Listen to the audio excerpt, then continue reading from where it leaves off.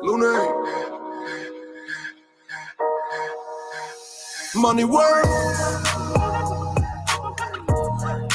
El mundo quiere dinero. Money work. Se arregla con dinero. Money work. Si me quiero educar, dormir en algún lugar, un lugar para trabajar, y si no hay para emigrar. Todo money, money, todo el dinero. Solo un par de gente se lleva el botín entero. Money, money, pasa verdadero. Si tienes lo verde siempre llegará primero. Pero llegaremos antes o después. Solo a lo suyo, que Dios todo lo ve. Que por más que tarde lo veré caer. Somos más lo bueno y tenemos fe. El dinero ya lo veré. No vendo mi alma, lo lograré. Seré el más grande, no olvidaré de dónde vengo ni cómo voy. Money work. El mundo quiere dinero. Money work. Se arregla con dinero. Money world, yo digo las cosas como son. No quiero ninguna aceptación. Tampoco vengo a pedir perdón porque mis sentimientos se volvieron la canción. Yeah. No me vale mucho como tú me ves. Sabes, tú me llegas solo a los pies. Para mí ser grande es un interés. Ser un buen humano para mí es un deber. El dinero ya lo veré. No vendo mi alma, lo lograré. Seré el más grande, no olvidaré de dónde vengo ni cómo voy. Money world, yeah. El mundo quiere dinero, yeah, yeah. Money world, se arregla con dinero, yeah. Money world, de corazón. La plata no te hace ser feliz. Yeah, de corazón, yeah. La plata no te hace ser feliz. Money world, el mundo quiere dinero. Yeah, yeah, yeah, yeah. Money world, money world, money world. Se arregla con dinero. Money world. Mic check. Mic check 1, 2. If you can hear me, put a 1 in the chat. Here we go. You know how we do it.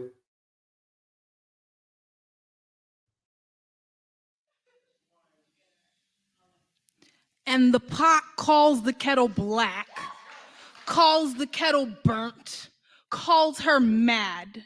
Kettle reminds the pot that we both been burned on the same stove, that the parts of our bodies that are layered in soot were scorched by the same hands. Kettle tells pot that she still boils water, holds the hot breath of a white man's tongue, endures the slow simmer of a white woman's allyship, and still we make something beautiful. Pot calls the kettle wicked, and kettle says no, but says she's so magical she burned the hand of the last man who tried to pour himself a piece of her.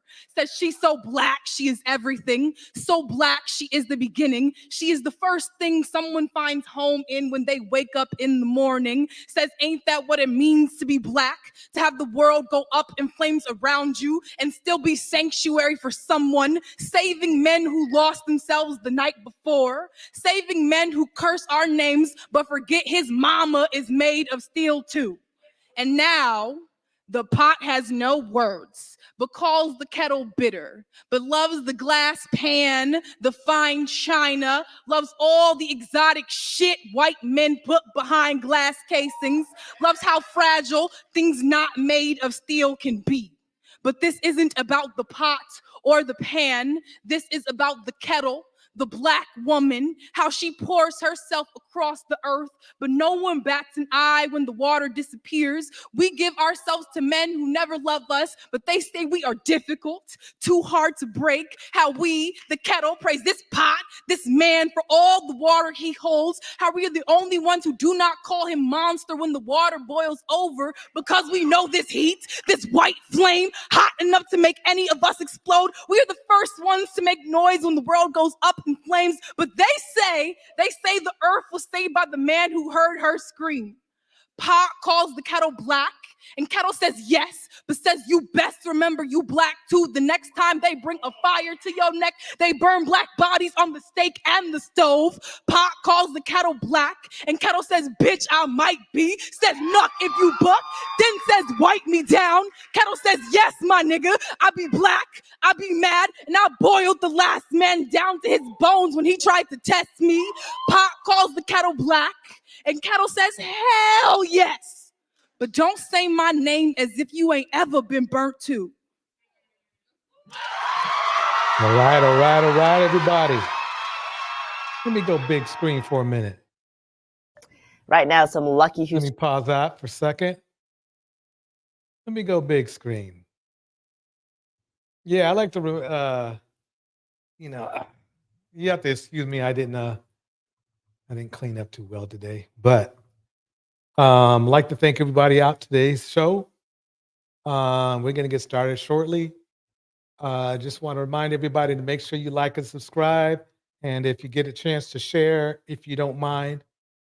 Here we go. Here we go. Restaurants are feeling what's known as the Keith Lee effect. The UFC fighter turned social media critic gives his reviews on local restaurants. Our Ugochi Iloko has his H-Town highlights. From the Puttery in Pearland, which he raved about their banana pudding, to the Breakfast Club, which scored high, to Butterfunk Kitchen, calling their catfish juicy and delicious. The Keith Lee effect is already making waves in Houston. I'm not even a sweets person. This is immaculate. I love Texas. I love Houston. The Puttery in Pearland says they went from 800 TikTok followers to 48,000 overnight since Keith Lee stopped by yesterday. It's no surprise when this famous food blogger has more than 15 million followers on TikTok himself. I mean, just check out what happened to Butterfunk Kitchen Cajun restaurant in Sunnyside. Since Lee's amazing review Sunday night, owner Aaron Johnson tells us his small family business went from doing about 15 to 20 cases of catfish a week to going through 10 cases of catfish in just one day. And here's what Lee said about the Puttery in Pearland after tasting their sweet creations.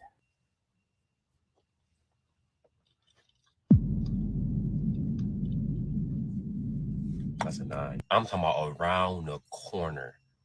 This place, in my opinion, the best dessert I've ever had in my life. We went and had a conversation with her. I felt like I had to, because in my opinion, this food was absolutely insane. Yo, give me a hug. That's the best thing I've had in a weekend. Oh, we love to see that. You can see the emotion just now as he wished her nothing but the best. What a special moment, especially because several. There we go. That's what I'm talking about. Keith Lee right there. He is making a difference a positive difference in the community. We couldn't have enough of Keith Lee's in the community. We couldn't. Mild-mannered, very honest. You can't ask for more than that. You can't ask for more than a Keith Lee. So the question is, why are there so few Keith Lees? Because he himself, if he was in a community more often, the communities would be more, what would she call, what we should call,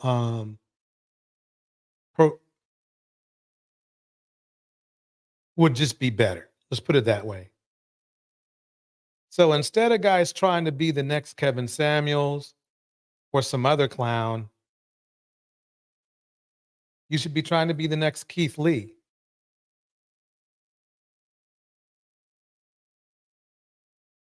I hear Sandy Red, what's the name of your cousin's shop? Definitely. Definitely let me know the name of the shop, because I'll try to get in touch with them. We'll see what happens, you know? But yeah, I'm very impressed with this young man. He's not letting the man get him down. He is making his own way. He is doing his own thing. Okay? I love that. I love that a lot. I love that a lot. Let's watch one more. Here we go. The power of TikTok. Oh, lots of power. Lots of power this guy has. A social media star causing quite a frenzy at North Texas. Okay, let me know if the volume is cool out there. I'm going to give it a little bit more pop, just to get it up there. Here we go. Restaurants. We kind of knew this was going to happen because this is kind of what happens wherever he goes. He said he was coming. Posts the food, Dallas, he leaves a review, and then there's a frenzy. Things go crazy. And now a small ghost kitchen getting a lot of attention after this TikTok food critic stopped there. and it's interesting, Hannah. She's here with reaction because whether he said it was good or bad, these places are seeing a huge uptick in customers. And can I just say, I think the whole frenzy started before he even got here. With you guys. Yeah, I mean, it's been chaotic, but with more than 15 million followers, there was understandably a lot of attention about where TikTok food critic Keith Lee would stop in North Texas. Well, he's now made his way to different pizza, pastry, and barbecue restaurants in the area. But it's a small Pakistani Tex-Mex fusion in Farmers Branch that has been getting a lot of attention after this glowing review. You can see they really care about quality here. This is a lot of taco. This is the Chipotle Keema. I looked it up. It's Pakistani ground beef with a hint of smoked Chipotle flavor. That's the best one. That's the best one. Because the grilled naan is real sweet, but it's also buttery. They use an amazing amount of spices and seasonings. Man, he is on this. He is on this. Yes, definitely, Sandy Red. Keep me posted. Keep me posted. I'm not super famous, but I'm not famous at all. But I still will. I will still find out what's going on with Keith. On his meat, it's juicy. Okay, that looks so good. Well, this stop, Halal Fusions, emailed Lee to invite him after the owner saw that the influencer was coming to town. Well, as you just saw, the Asian fusion creations got a rave review. In the video, Lee later said he went in to meet the owner. He said he tipped $1,000 and then donated another $1,000 to triple a cash prize pot for a sweepstakes promotion that the restaurant was running. And the public response since that video has been posted has been explosive there. In fact, the owner, who has typically by himself at the Ghost Kitchen, said he had to hire 2 people to help fill all the orders after this positive feedback. Some diners waited hours to give the Pakistani Tex-Mex fusion spot a taste. I used to live down the street and I didn't know these places were right here. Honestly, really blessed to have this experience, and it just means a lot that the community is showing so much support. Everybody's coming, everyone's getting to try the food, and but the most that carrying on my mom's legacy through this whole experience. That's what means a lot to me. Lee gained popularity on social media because he says he always pays for the food he is reviewing, and he has someone else pick up his orders, so he doesn't get any sort of special treatment, unlike other social media influencers who are often paid to promote products. Now, he said he wanted to try DFW restaurants that fit into 3 categories: local favorites, lesser-known quality restaurants, and ones that have diverse backgrounds. Hutchins Barbecue, with local locations across the Metroplex, was a top locals vote. Lee visited the McKinney location on Monday and also gave that restaurant a great review. But he gave mixed reviews to Terry Black's Barbecue and Thunderbird Pies Pizza. Now, Thunderbird Pies, right near White Rock Lake, told us that despite that, they have still seen an uptick in business. So the frenzy continues. Back to you guys. So I guess what do people just go to the business, even if it got a bad review, to say, well, I'll be the judge of that? Well, because he went. So the reason he went was because so many people said it was good, and then maybe he didn't like it. So, and especially if it's like something right down the street from you didn't even know about. I mean, I'd want to try it, right? Yeah, you got to try it for you. Yeah, they loving him. They are loving him. Okay. I wanted to show a positive influence. Uh-oh, I got a phone call. Hold on one second. Let me bring that. Let me go put that like that. There we go. Okay, here we go. Hey y'all, I just want to come on real quick. My mom called me this morning. Remember? Okay, so let me start off by saying, remember when all these guys and Kevin Samuels were starting this little scam about how women couldn't do anything and they need the men to go out to hunt and all that kind of stuff. Believe it or not, I was looking at some fishing videos, but this came across my algorithm. So I want you to check something out here. Check this out right now. Here we go. And she has another hog in the trap. So I'm going to head out her way. It takes me about 15 minutes or so to get to her house. So I am going to pack up my stuff and head out that way so we can get the hog out the trap. It's raining outside right now. So hopefully by the time I get to her house, the rain will have stopped a little bit and we can get out there and get this done. Right now, I'm just gathering up my gun you see right there on the sofa.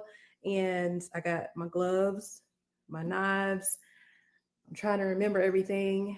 We may have to bring him back to our house in order to get him cleaned up and skinned, because we have a covered skinning station out back at our house. At her house, we usually, do it on the back of the truck with the hanger that my husband made. But if it's raining, we're not going to be able to do that outside at her house. But we'll see once we get there how the weather is going. So hang in there with me for a few minutes and we'll see you in a little bit. So I finally got the truck loaded up. I don't think I'm forgetting anything. It is still raining a little bit, but hopefully it won't be too bad over at her house. Like I said, I got a 15-minute drive to get there. So we're just hoping for the best. Once we get to her house, we can go ahead and get this hog taken care of. I'll see you guys in a bit. All right. By the way, this is called in the face wild hog hunting.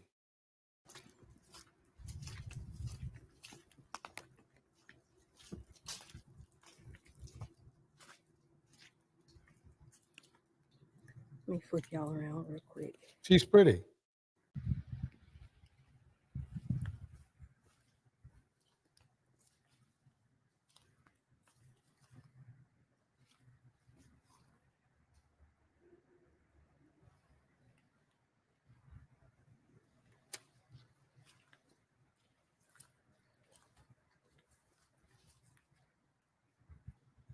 That's a big hog. Damn. We had our son come over yesterday evening to set the trap because she kept telling me she was seeing him on camera, and I'll try to pop some pictures of him that she had on camera. But we did not know how big he was from the pictures. But like I said, they're all coming from right back there in those woods. Yeah, it's a pretty big one. Yeah, I would say so.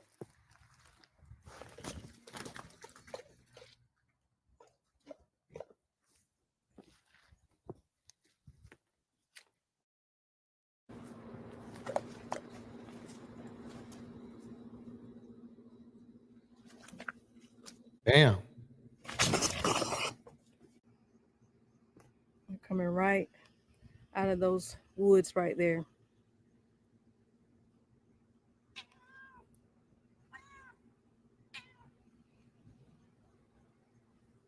He's been all up here.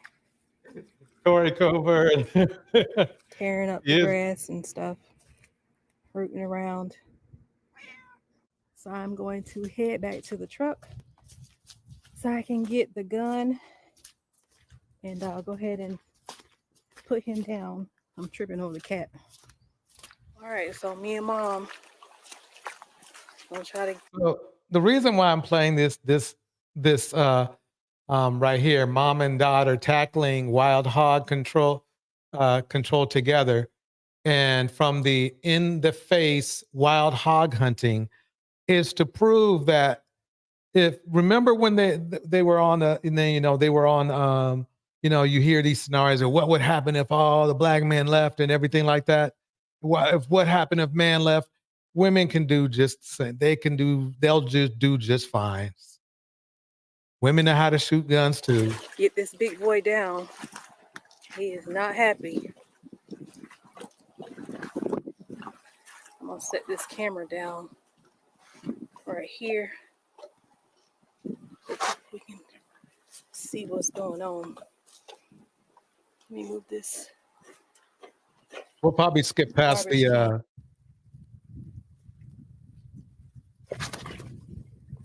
skip past that.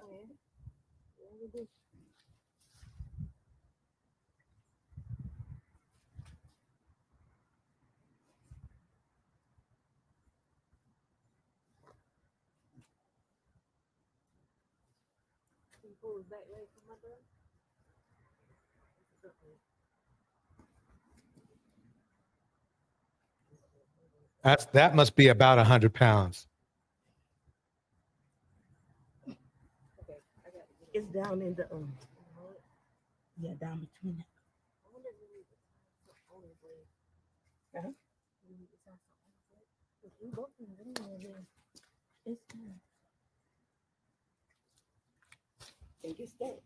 Probably best to grab a rope, wrap it around the back end of the hog, and then both of you can kind of like tug of war it out. That's what I would do.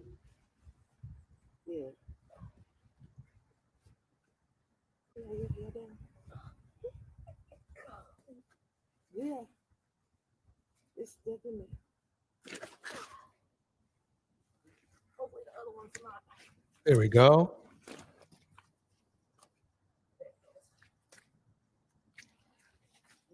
Okay. You have to get away.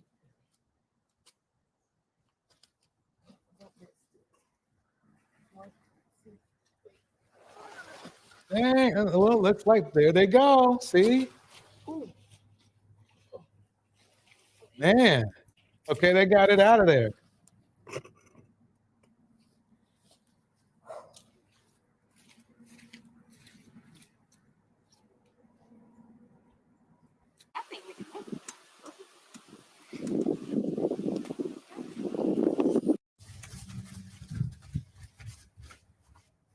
Okay.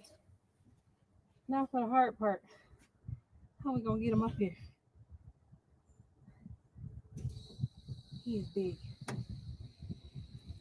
That's a big one. All right, so we got him from the trap to the truck. But now we got to figure out how to get him on the truck. So we're gonna take a break. We're tired. And we'll let you guys see what we figure out. Okay, let's see what they do. So we think we might have a plan now. We're gonna try to hoist him up with the hitch pulley and then back the truck up to it and let him down on the bed of the truck. We're gonna go ahead and take him back to my house to get him skinned up and cleaned up because we think it's going to rain here again and we don't want to be out in the open while it's raining. So we're going to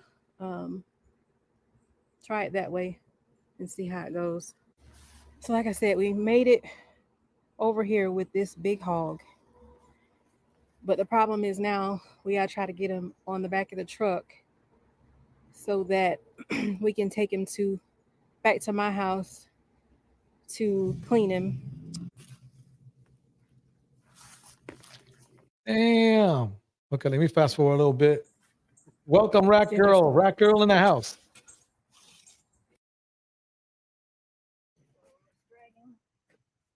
Okay.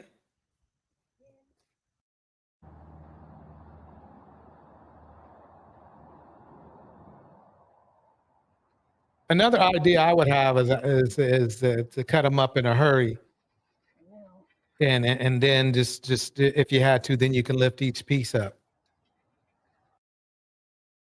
Let's see if this works though. Okay. Oh, they got it up.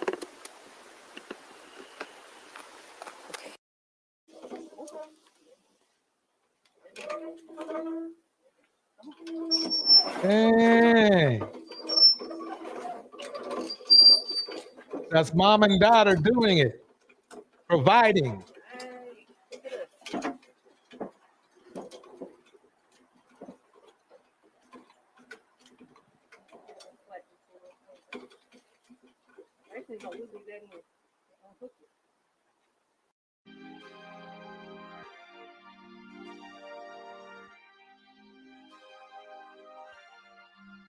House and got him hung up.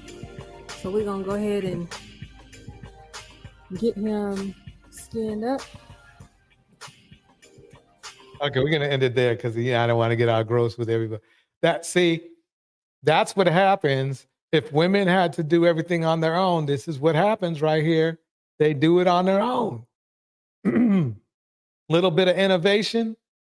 You know what I mean? A little bit of, coordination. Coordinate. Okay, back into the show. Here we go. We're gonna start off with your favorite person and not mine, but no, just kidding. Gonna start off with Dr. Umar. He has a message for you. Here we go. We need victory. We don't have time for vagina chasing. Black women, shut down the cookie jars and stop giving out your essence to these men who ain't producing. Black woman, shut down your cookie chamber and stop giving out your cookies to these men who ain't producing for the. Okay, so he just said this. Black women, keep giving, your cookies out to men that aren't producing. Black men that are not producing, right?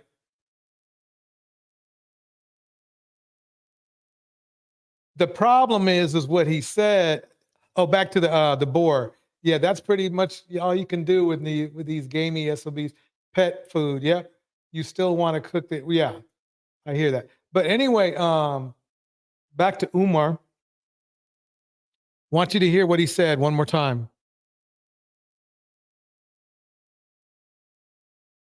We don't have time for vagina chasing. Black women, shut down the cookie jars and stop giving out your essence to these men who ain't producing. Black woman, shut down your cookie chamber and stop giving out your cookies to these men who ain't producing.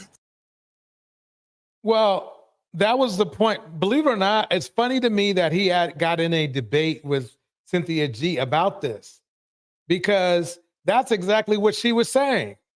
That's exactly what she was saying. Cynthia G said something exactly like this many, many times before. We need victory. We don't have time for vagina chasing. Black women, shut down the cookie jars and stop giving out your essence to these men who ain't producing. Black woman, shut down your cookie chamber and stop giving out your cookies to these men who ain't producing for the community. Black women, part of this is your fault because you giving out coochie and we not building no institutions. Black women. Wow. Wow, he's getting pretty interesting here. Mr. Newbie breaks it down like this. How can he tell the woman to close their legs when he's out there sliding between some BW's legs? Yep. Not only that, he ain't married to them. Not only that, but men do it men are jumping around all over women at 3 times the clip as women. So that's the problem I have with them that we're starting off with tonight, is basically, what is the point of telling women anything if the men are the ones doing 3 times the amount of which you're complaining women doing? That's the problem. That's a little bit of a problem right there. That's not about being, a feminist or anything. It's about just common logic. The logical thing is to address the larger problem first. The larger problem is that there's too many. Number one, there are too many men that aren't producing, okay? And there are too many men running around doing 3 times as much the amount of what Umar's complaining to women about. Part of this is your fault because you giving out coochie and we ain't building no institutions. I said part at best 1/3, more like 1/5 at best. The bottom line is men are supposed to be the leaders. What did all those women put their a pew up to the guy's head and said, hey, let's have sex? No, dudes have no control.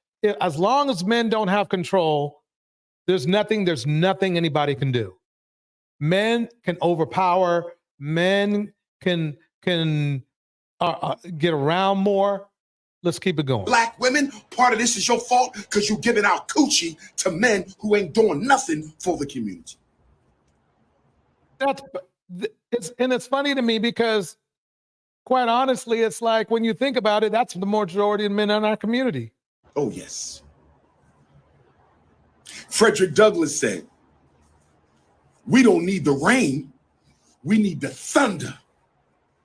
Not the ocean, but the roar of the waters. He said we need the tornado and the earthquake. We need the cyclone and the blizzard. Frederick Douglass said, We must make the black issue the most important talking point in America. Until we make the black issue the most important talking point in America, we get nowhere. I agree. At least in our community. But no, the passport boys bros don't want to do that. They want to go fly away and be issues in other countries. So let's see what his solution is. The original technology of the cell phone was invented by an African. The original technology of the airplane was invented by an African. Okay. The original technology of the internet was invented by an African. The original technology of the helicopter was invented by an African. I beg your pardon, my brother, you need to do some research. It's Black History Month. Your ass need to be reading. And speaking of Black History Month, how many of you are going to make your children read a book every day about their history for Black History Month? Can we at least do that, Black mothers and fathers? Can we at least make sure our children read? Wait, mothers and fathers. I thought it was supposed to be fathers and mothers, bro. I thought the men were supposed to lead. I thought the men were supposed to be the ones doing that. What happened? What happened, bro? What happened? So basically, I understand. I mean, there are women that are responsible for their own actions and so on and so forth. But basically, it sounds like to me, there's nothing a woman can do unless the men shore up their end of the deal. Every day for an hour for these 29 days of Black History Month because it's a leap year. Can we please do that? Can we please make sure every Black child in America reads for an hour a day for the 29 days of this Black? No, Black children should read for an hour a day, every day, 365 a week. I mean, a year. That's how it should be, really. I mean, I'm asking more than you are, Miss Dr. Umar. 1 month isn't good enough. It's got to be year after year, year after year. Let me get some shout outs out of the way. In the house, Sandy Red, Legs for Life, Mistress Newbie, Corey Coburn. We have the Rat Girls in the house. If you're in the house, put a 1 in the chat. Lady Rindy in the house. Minerva's World in the house. We're going to have a dang good show tonight. Sandy Red says this, I noticed after him and Cynthia G were on that Fox panel, some of his talking points changed. They may have. I mean, the thing is this. He's really, believe it or not, people think he's roasting Black women, but this is the exact same, his talking a point about Black women closing their legs was exactly what Cynthia G was telling the women in her channel. Exactly the same. So yeah, I mean, you nailed it, Sandy Red. His talking points did change. I think now let me get this right.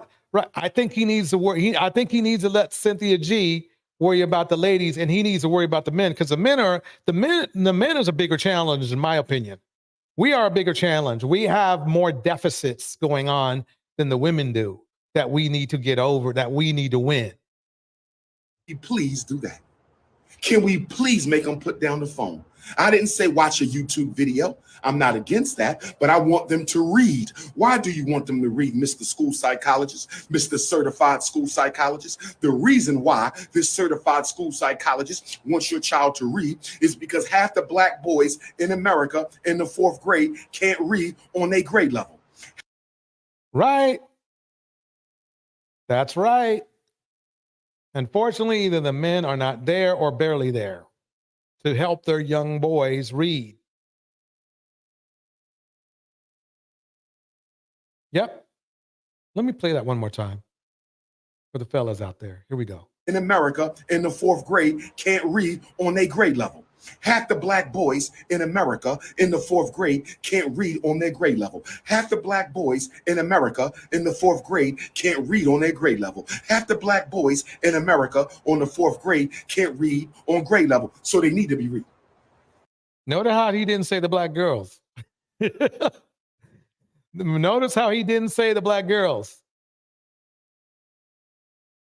Yeah, she sure did.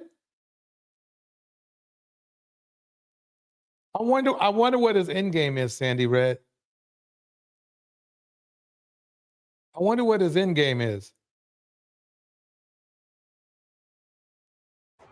I don't know why they got video games.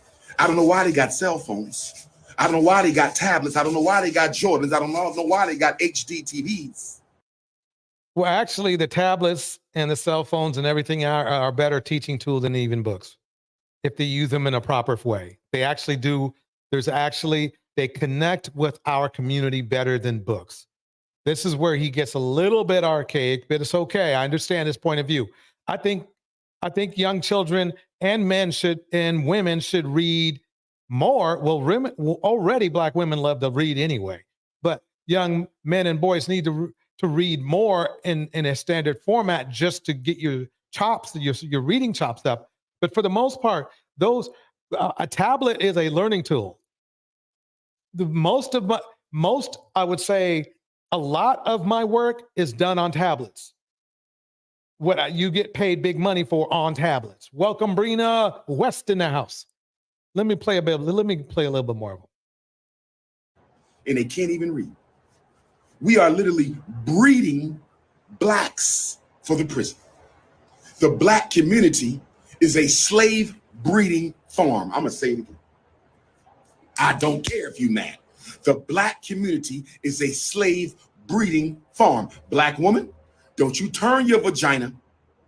Black woman, don't you turn your vagina into a slave breeding factory. Oh no. Black woman, don't you turn your vagina. See, that's the funny thing that I don't get. This is the end of the video too. He's getting on Black women, right? But who made him pregnant? Okay, I understand the responsibility and by golly gee willigers, everybody get out there and get as much birth control as you can. You know, especially because look, it's clear that the men are not going to take responsibility. Yet the problem is we need to make men take more responsibility. And this is the eerie part about Dr. Umar. Okay, that's the eerie part. But quite honestly, this is really Cynthia G's message. This is really Cynthia G's message. But he really has no business saying it. He needs to focus on the men. He needs to tell the men to strap up. Because see, if a man only attacks women like this, then other men are going to think, yeah, it wasn't my fault that I made this woman pregnant. When it's at the very least, it's 50% his fault.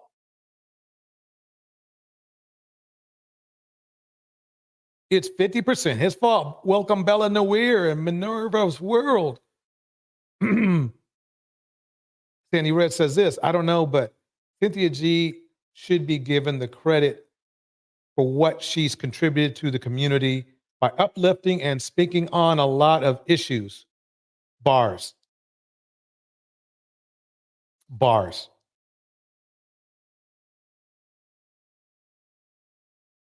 Minerva's World. He bounces back and forth. Yeah, I think I've seen that happen with him a lot. He'll defend Black women and then he'll diss Black women, or he'll defend Black men and then he'll try to make them responsible. He has a full-time job focusing just on the men. Mystic Moon, welcome. It's good seeing you again. But DJ, do you think that men will ever take responsibility on their own? No. Not the ones that are the problem. K Brown in the house.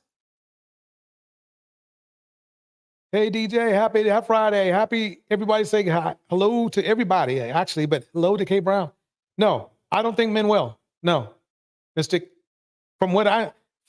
if let's say we're looking at YouTube as a petri dish. From what I see on YouTube, absolutely not. Absolutely not.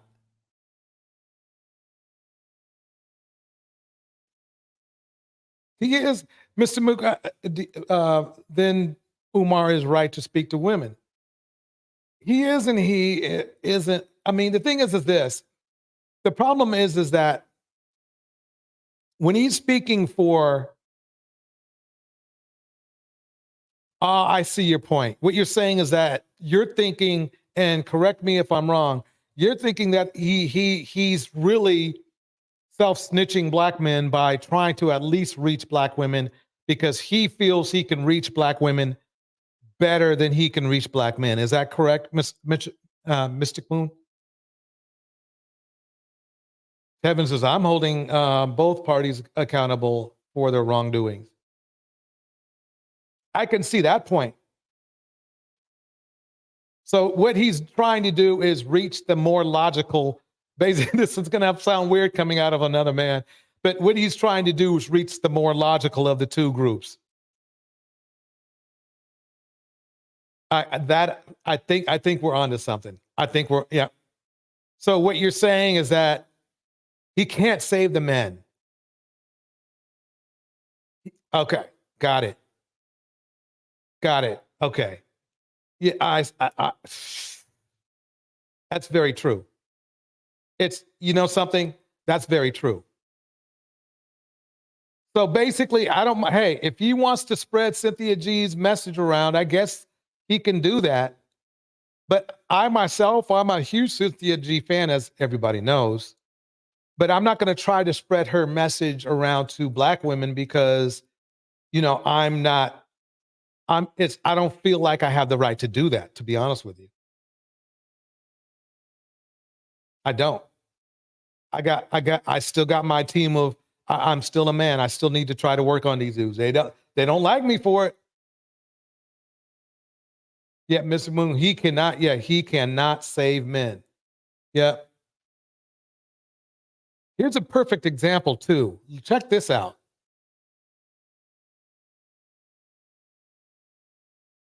Know you, not just you as the person, but you as the woman, as a female.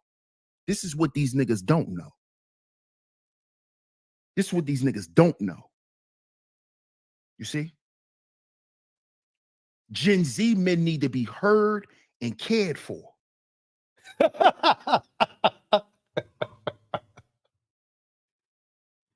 Oh man. I was just, you know, I actually just had turned on the what was it, the you know, the computer and got onto YouTube, and this popped up on my algorithm. Men are supposed to care for other people. Okay? Cared for by who?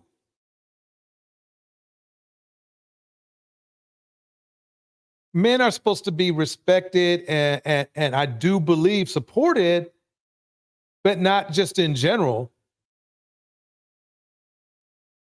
And then this guy, he got a little bit upset, and you'll see why he got upset here. The same thing that the millennials needed. This is why I did the show. We're the same, but we're different. Because guess who else is in a mental crisis? And we're almost at the same percentage. Millennials.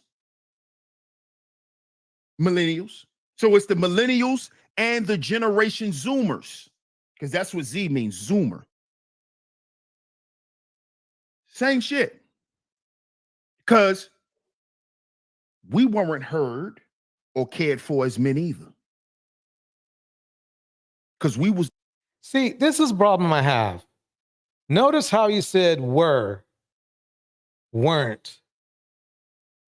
The problem is this, is that the huge problem I have with this dude is this. He did more whining than he did defining. And what I mean is defining a purpose, defining a plan. He doesn't want to do that. He just wants to blame somebody, whether it's women or older older generation. That's all he did during this whole video. That means if you're blaming somebody or you're losing your temper, which he did both, by the way, there's some things you're not doing, which is producing. I'm going to tell everybody a little story. I played soccer back in the day. And as you know, soccer is an outdoor sport, correct? You play it outside 99% of the time. I'm sure there's some fancy, indoor soccer venues now, but back in the day, we didn't have those. Okay? It might have been too hot. It might have been too cold. The field could have been like a bunch of weeds. The field could have just been a concrete level dirt. What I learned is this.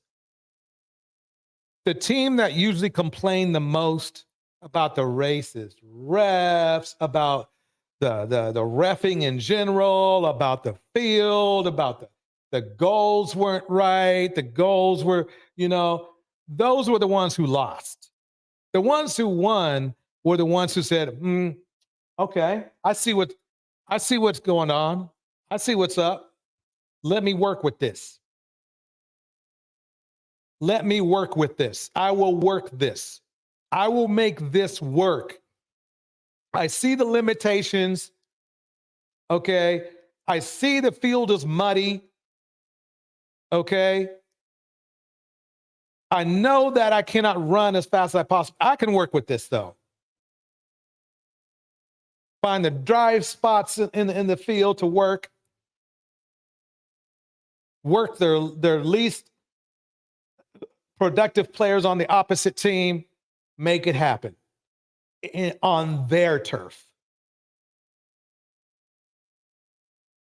That's how you solve the problem. So instead of complaining about the conditions on the field, the conditions of the referees, the conditions of the area, the opposite team, what you do is you focus on what you can do. That's what you do. Because he was like on his thing having a hissy fit. BM in the house.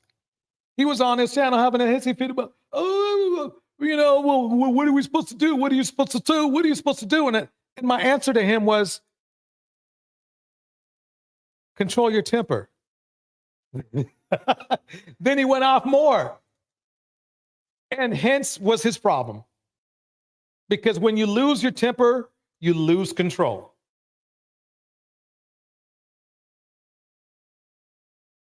And that's why I guarantee you, if black men, if we could control our tempers,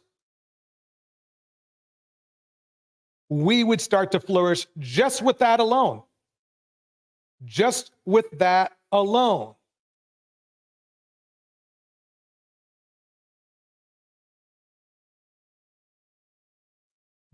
Just with that alone. Because as you can see, our tempers gets us into a whole lot of trouble. Welcome, Big Cap. Big Cap always has a good retort. I like it. Big Cap says this. Is the food truck lady being held accountable for taking that money and not breaking bread like she was asked? Number one, I have no clue about the food truck money, the food truck lady at all. And don't care, because for every one food truck lady, there's like 100 food truck men. Big Cap. We need to focus on getting the numbers down, the negative numbers down in our community on the man side of things, and let the women handle the women's side of things.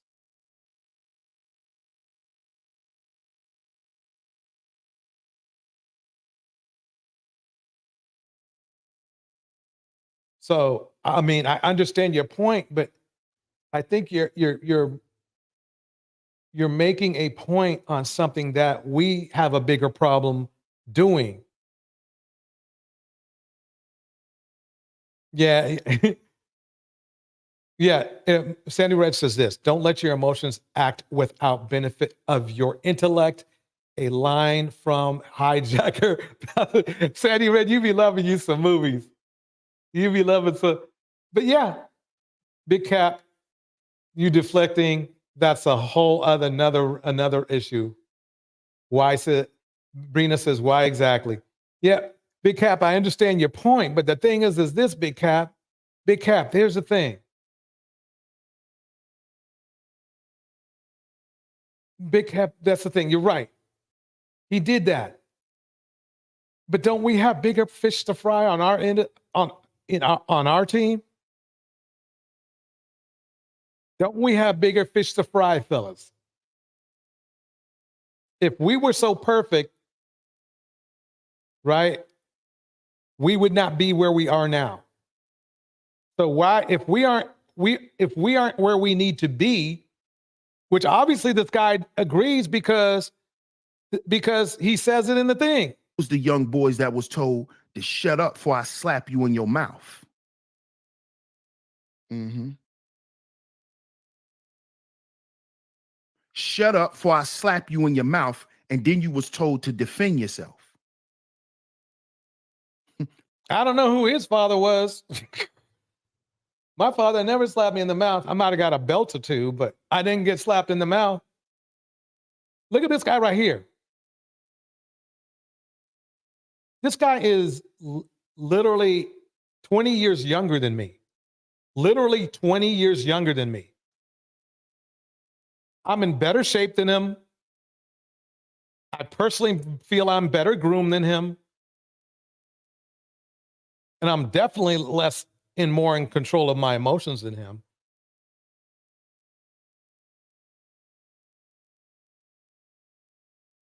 So, and I'm not saying appearance is everything. It's not. The issue is unless you have discipline over your own body, soul, mind, why are you going to go out there and start try to give other people advice or complain, which he's doing under the guise of giving people advice? He doesn't realize it, but he's actually the sheep. He's an angry sheep. Maybe he's breaking out of being a sheep, but he's a sheep because that's the first thing the man wants you to do is just complain. What do you think slaves did all the time? Complain. He wants to say, oh, yeah, slaves and this and that. We got slaves. Oh, we got people out there with slaves and that. Well, what do you think? You're complaining. He should have had a little notebook, or he should have been running a, what should I call it? You know, a presentation on how to not be in the situation you are in. But I can tell you, he's in that situation right now, because if he wasn't, he wouldn't be complaining. He would be just offering solutions. This was what worked for me. I know that, back in the day, Pops wasn't the greatest or whatever whatever excuse he wants to use. But we are men now, and we have full power over our faculties, hopefully. And if you don't have full power over your faculties, this is what you should do first. Get power over your faculties. Many ways to do that. Therapy, read books on therapy, meditation, whatever it takes. Okay? That's what you could be doing first. Because if you don't have control over your mind and body and soul, then you're a slave. Somebody will enslave you by manipulating you. And that's what happens. Let me take him off the screen. We're done with him. And let's touch it up with a little bit of economically irrelevant to the Black woman. A man's primary responsibility is to protect and to provide. We can protect, but no, protection is not 4.5 women, per day. That's not protection. I understand, things happen. It's clear Black women are protecting themselves right now.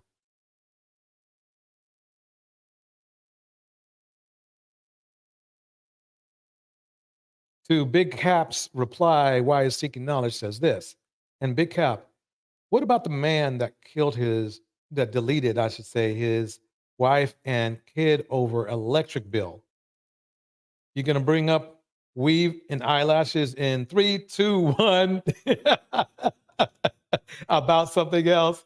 Winning about something else? Bars. Why seeking knowledge is dropping that knowledge. Let me drop it early just in case somebody wants to come up. But I'm reiterating. I know I already played this clip before, but I'm reiterating this clip because I think it's important to drive home what you're going to be seeing soon. And Big Cap, mind you, I will be doing my rendition of holding women accountable in a little bit here. So hang in there, sir. Providing is the issue.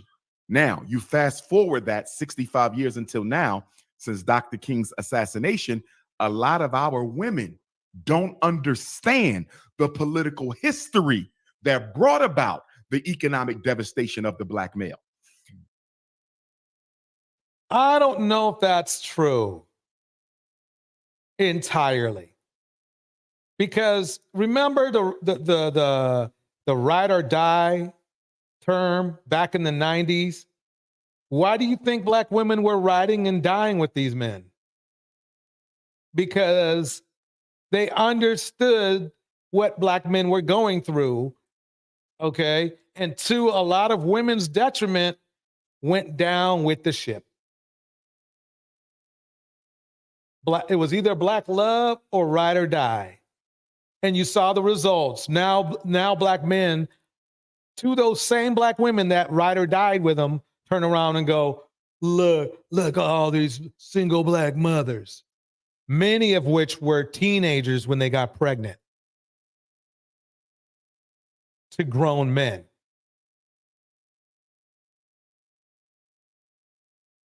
The Rat Girl breaks it down like this. In order to enact change, one must look within. Bars. Seek out that which you want to change. Bars.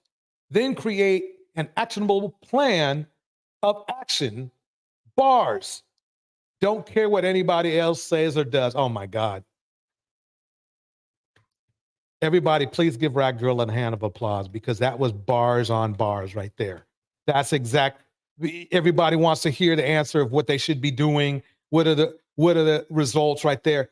I couldn't have articulated that better. Rat Girl nailed it.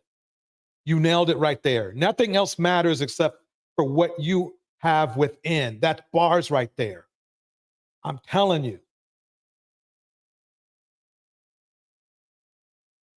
Mystic Moon.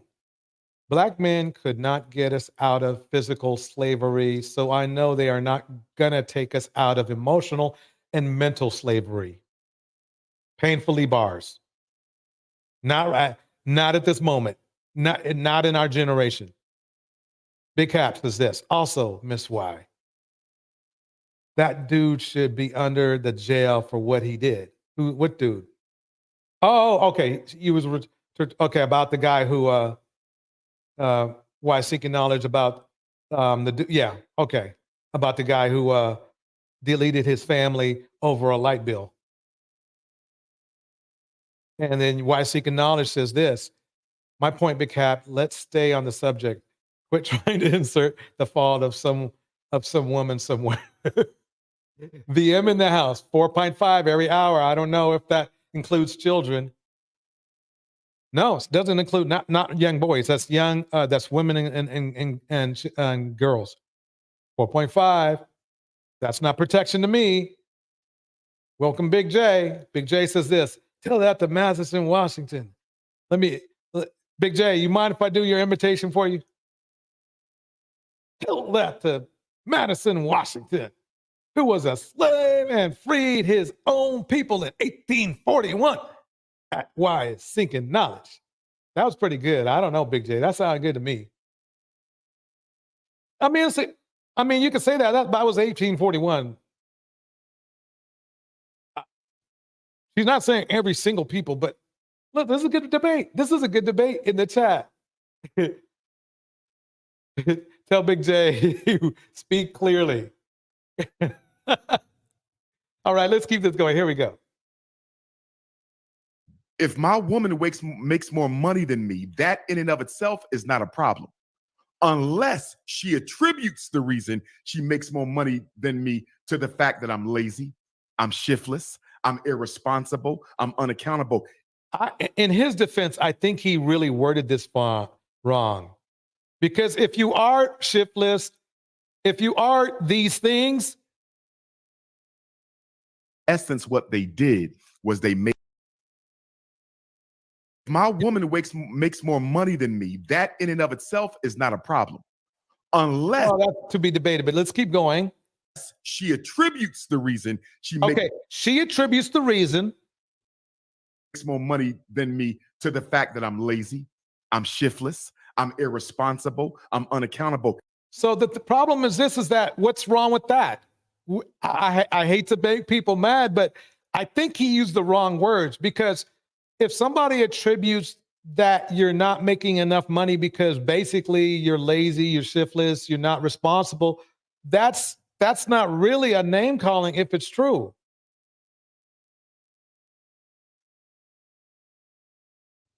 If you are exhibiting those types of behaviors, that's just a black woman telling you being keeping it real. I thought his brothers love it when other people keep it real, or is it only when black men keep it real with black men? Is that how it works? The Rock Girl, Dumar doesn't tell the truth. The culture told black women to sacrifice themselves for these bucks. It's in the music and all entertainment bars. All I need to do is play that Jeezy clip about when a black man is down, it's up to a black woman to basically bail him out. Here we go. It's the interpretation of the reality that's our problem. Because if my woman makes more money than me, then so be it. That shouldn't necessarily be an issue unless she feels some types of way about that, or if I feel some type of way about that, because it does go both ways. You have sisters who feel like they can emotionally abuse and emasculate brothers if they have more education and income. On the flip side, you got brothers who cannot accept a relationship where the woman out earns and out educates him. So notice how he's grooming black women to accept a man that doesn't make as much money, because he knows it's true. That's why I don't see how this high value man thing got started. First, there's a high value man, and then there's, well, black women should accept a man who can only pay a light bill. Which one is it?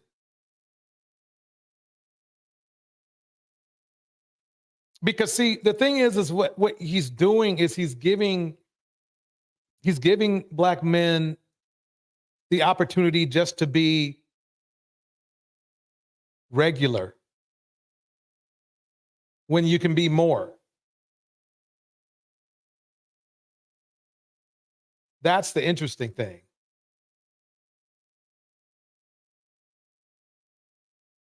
That's the very interesting thing. Here we go.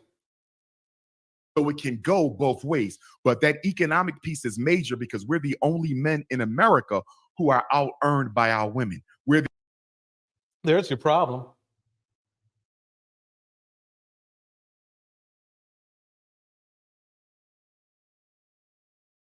Welcome, Phoenix Soul in the house. There's your problem right there. He just said what the problem is. So the problem to black men shouldn't be what black women are doing. Your problem should be is why are they out earning you? And what can you do to start to make more money? Because you're obviously not going to want to tell your own women to make less money just so you can be happy. So the key is how can you earn more money? If you listen to Kevin Samuel's speech, you know, if you listen to Kevin Samuel's speech about, oh yeah, you know, black men are high value and women should submit to them and everything like that, and you know, then why would you, if you're going to say all that crap, then you should just be high value. Get to being high value. Then you can, there you go. There's your solution.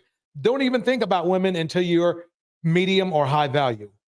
Welcome to the stage, Rat Girl. How you doing tonight? Uh-oh. Her device went off. Okay. Why seeking up? The Rat Girl, your device went off. Let me, I'll talk to Why Seeking Knowledge until you get it back on. Why Seeking Knowledge says this: when they are sitting around playing games, not looking for work and showing you that they are these things, then you can say this. Exactly. Yeah. Bars. Can you hear me now? Sure can. Sound loud and clear. Hi, DJ. Hello, ladies. Everybody say, give the Rat Girl a hand of applause, please.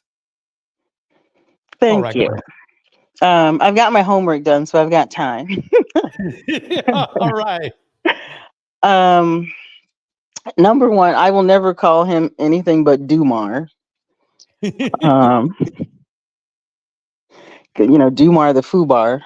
But the thing is this. There is a reason why black males cost the U.S. economy $50 billion a year. And it has nothing to do with black women. As girls, we are growing up in these same households, being put through it even more than the boys are, because we know what happens. To many of us, I happen to be a survivor of it all. And yet, I still went to school. I have 4 brothers, one of whom graduated high school and has gone to college. 2 of them have been in the prison system, one for quite some time because he wanted to be a drug kingpin. Education was stressed in our home, and this was not the girls were taken aside and told how, as black people, it's important for us to be educated. All of us were given that message, you know. And my mom said that even though the United States hasn't declared an official language, English is the official language of the United States. And it is imperative that as black people especially, we have a command of the language, both spoken and written. We were all taught to work hard for the things we wish to achieve in life. Again, all 9 of us. There was no separation of gender. My mother also, we did have a separation of chores, and that was the grunt work she did give to my brothers. She did not give us things like, you know, taking out the trash, cleaning the bins, you know, that kind of thing. But as far as cooking and cleaning and laundry, you know, all of those things, we were all taught those things. And so, you know, also, we were raised to understand what blackness is and the responsibilities of showing up as black in the world. Now, this was a differentiation in that she told us as the fact that we showed up as black females We are the mothers of the human race, and so we have a bit of a higher responsibility to comport ourselves as the queens we are. Still, males had responsibilities they were supposed to fulfill.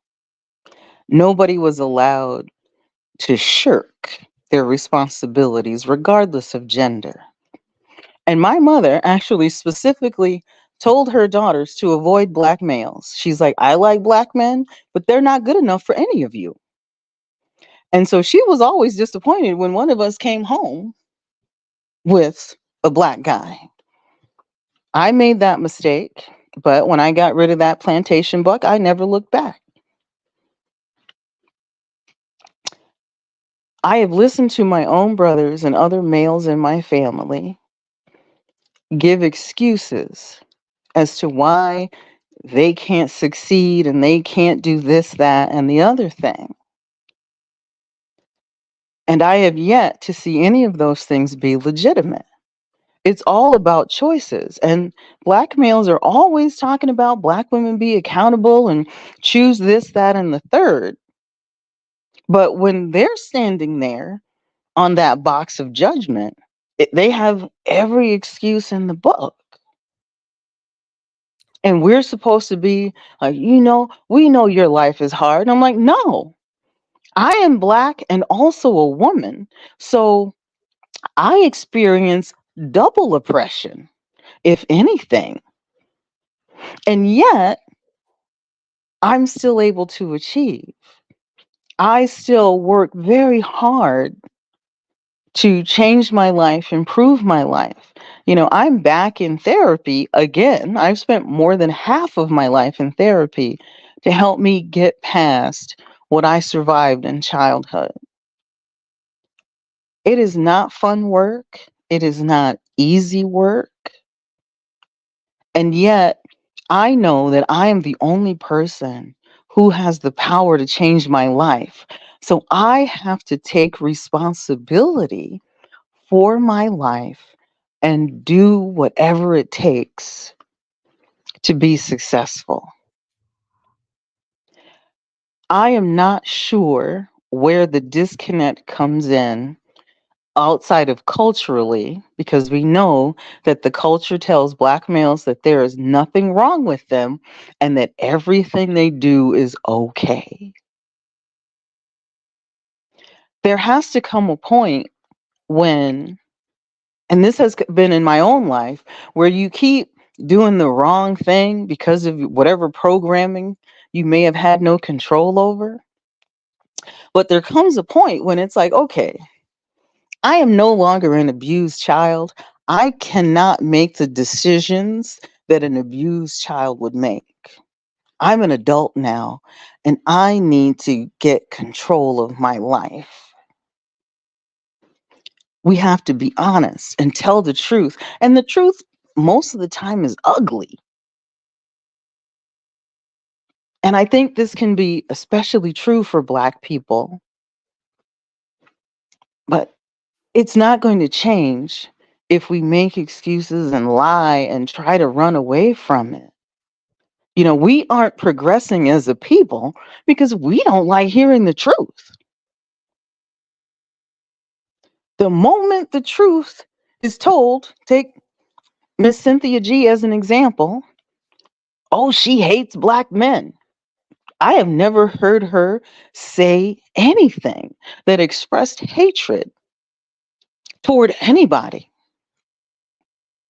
All she has done, and all people like you, DJ, are doing, is telling the truth. And in order for change to be enacted, you have to accept the truth regardless of how ugly it is. But the moment you do that, you take back your power, because now you understand, I have control over this thing. I can do this. It's going to be hard, but you have to look yourself in the eyes and see all of the unpleasantness that you have absorbed so that you can root it out, make change, grow, and don't act like that anymore. So I'm going to get off. Thank you very much for having me on. Thank you for welcoming me to this warm and loving place. I truly appreciate you. You know, between you and Themis, the number of Black men I respect is going up.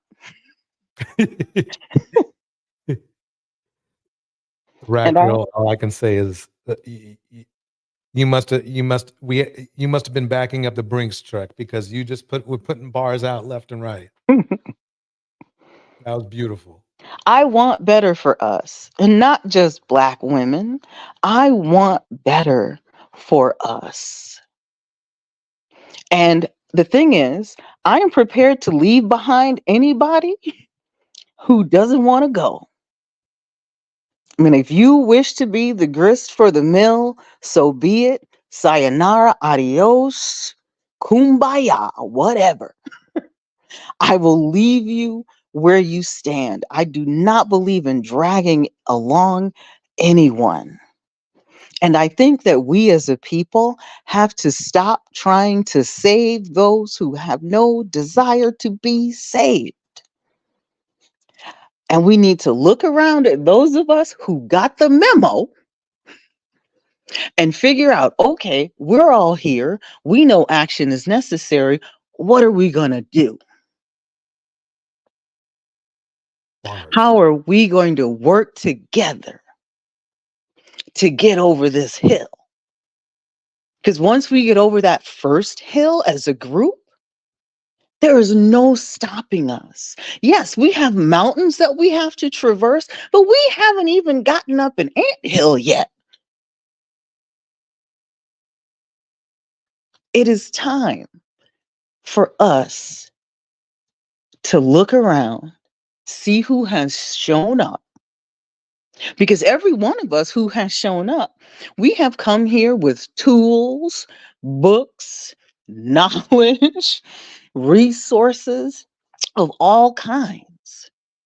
And even with the small number of people we have, do you have any idea the level of thriving we can create? Right. The time is now. We have to stop looking at the Dumars who are stuck in the 1950s and 60s. Looking at back when, and like, when have things ever been great? They haven't. Right. But we can create that. As someone who has survived everything that nobody should ever survive, I am living proof that hard work pays off. And I am learning to give myself credit for all the work I continue to do. We as Black people need to look at what we have done that is right and add to that and let go of all this trash. We can't keep bringing the trash with us.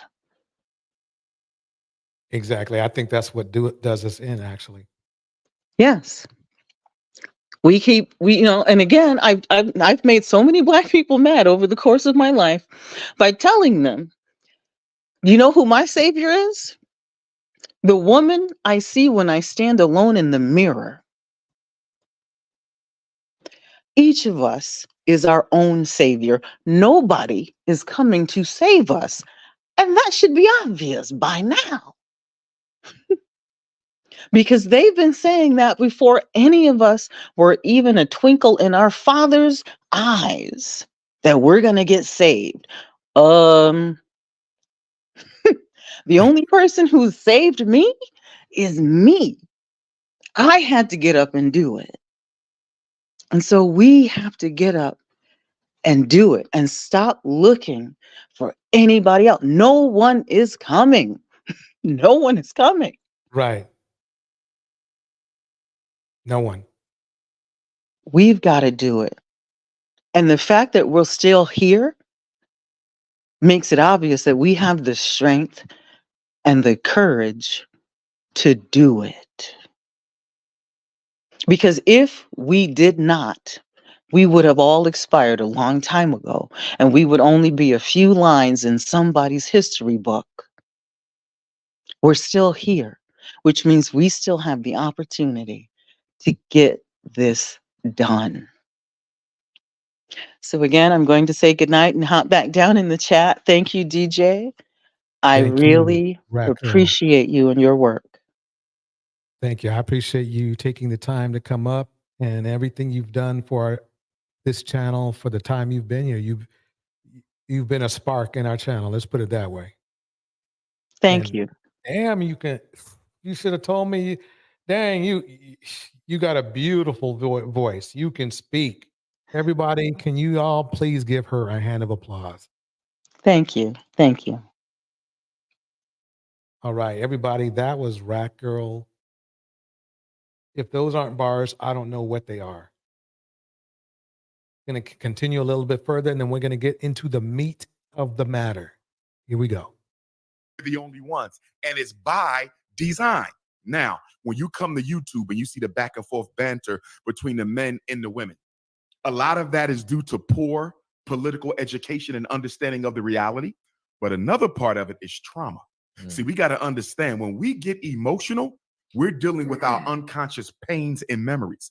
Nobody's in the present moment when you get emotional. The minute you are overrun by your emotions, that's your trauma talking. And remember when I pulled up that other guy with the big beard, with the gray beard, who's 20 years younger than me, but looks like he's about 5 years older than me? That was his problem. He has some trauma, and what he's doing is he's forcing that trauma onto other people. It's one thing to rant. It's another thing to rant and not at least send out a resolution or something what to do. All he was doing was ranting. And, Dr. Umar is not too far behind you himself. Here we go. One of the reasons black male-female relationships are so dysfunctional is you got traumatic man trying to relate to traumatic woman. Neither one of them is dealing with the person across the table because they're both reacting from past hurt, which is why I believe that when you get out of one relationship before you go into another one, you need a period of healing, because if in fact you were in love, it's going to take you a while to heal your soul.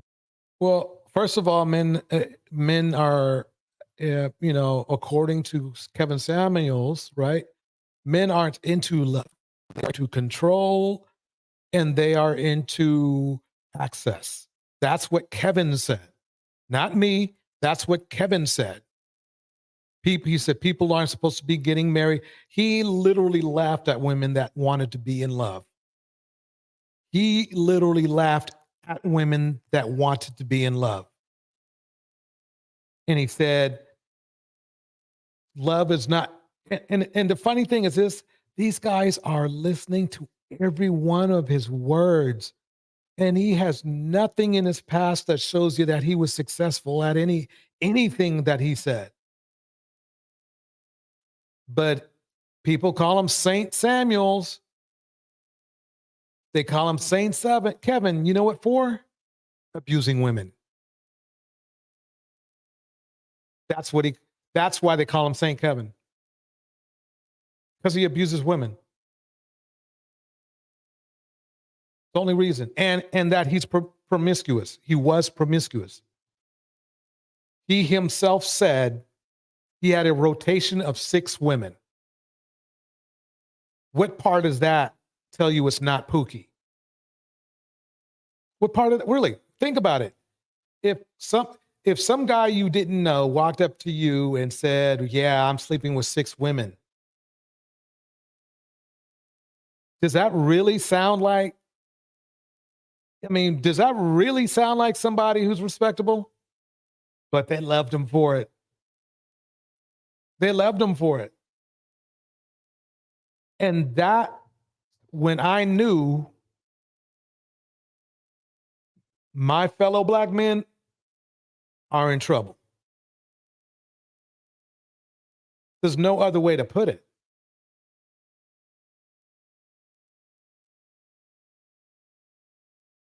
There's no other way to put it. Big Cap, I don't even listen to Steve Harvey. So let's keep it on Kevin. Because Kevin, you do know, we both agree that he did have what he called a rotation of 6 women, okay, that he paid on a 1099, which makes him a high value trick in my books. Nothing wrong with that. The only time, Big Cap, that's a problem, because what? So what if he pays for it's not the most moral thing in the world, but if he wanted to have, relations with 6 different women half his age, that's up to him. The problem I have is when he turns around and gets on his moral high horse, okay? He gets on his moral high horse about women. That's the only time it becomes a problem. And if he didn't do that, nobody would know. No one would know.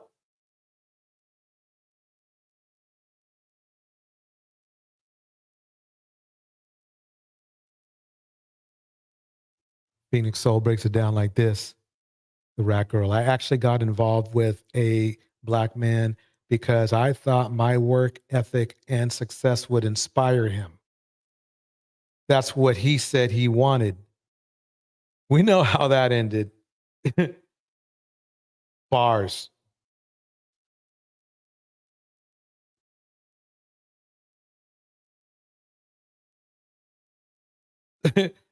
But pistol F Steve Harvey. But where's his daughter at? Yeah, I'm curious too.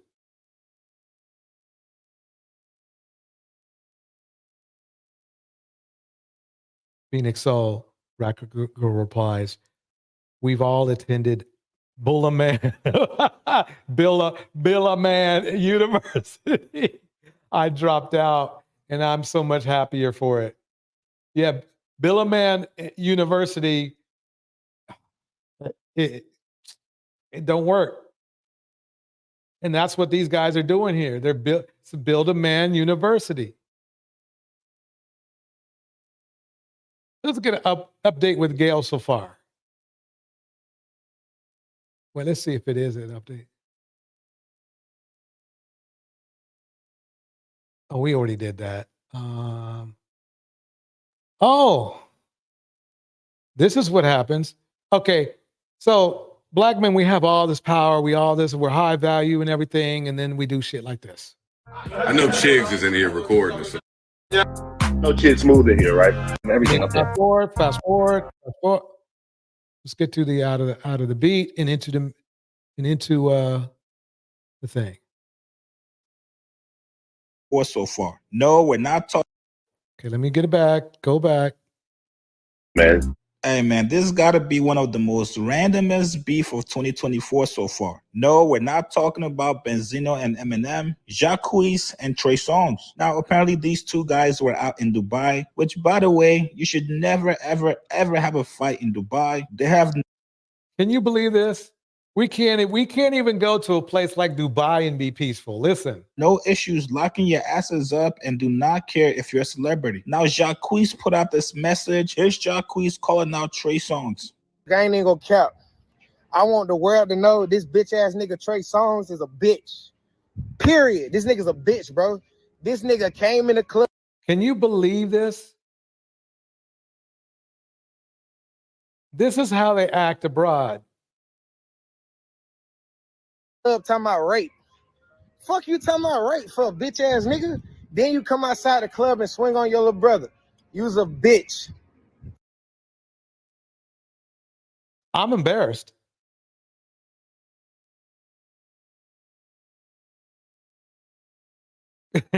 Towards she gave Future a chance, so I'm putting that in my application.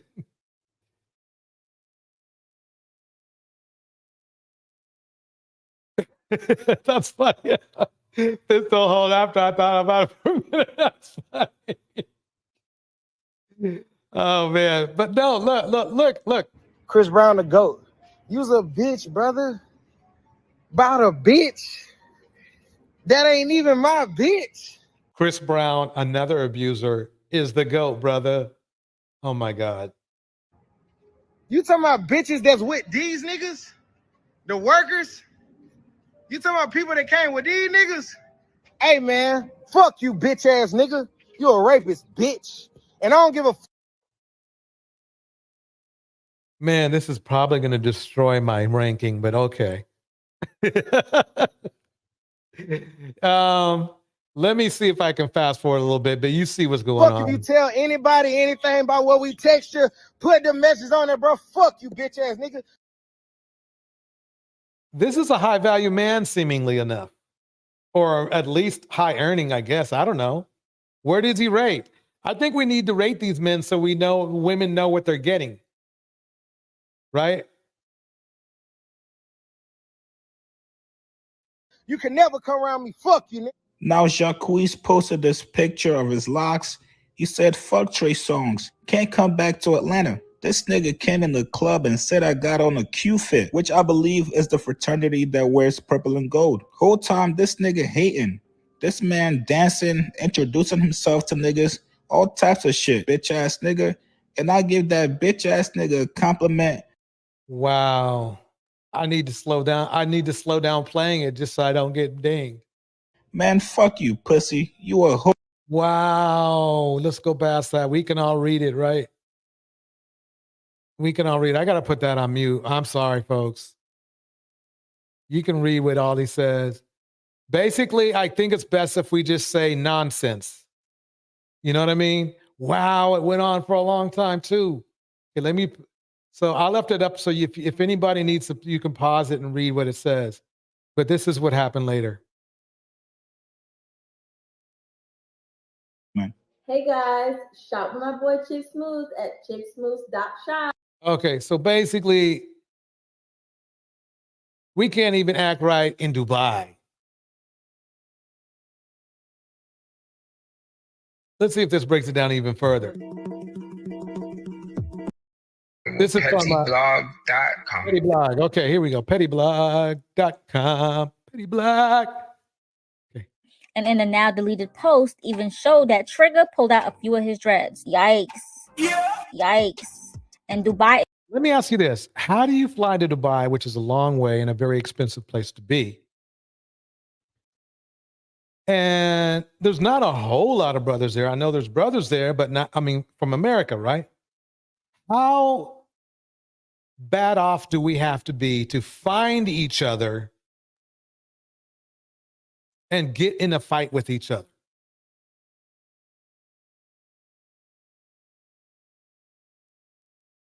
Rena West says it all started over a trans woman.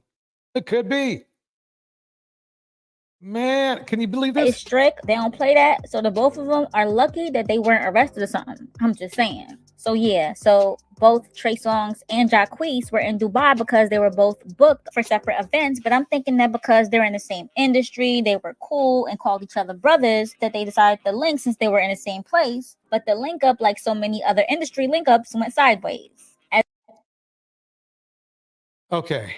To the left is Trey Songz. And as you know, let's go over his history. Trey Songz abuse.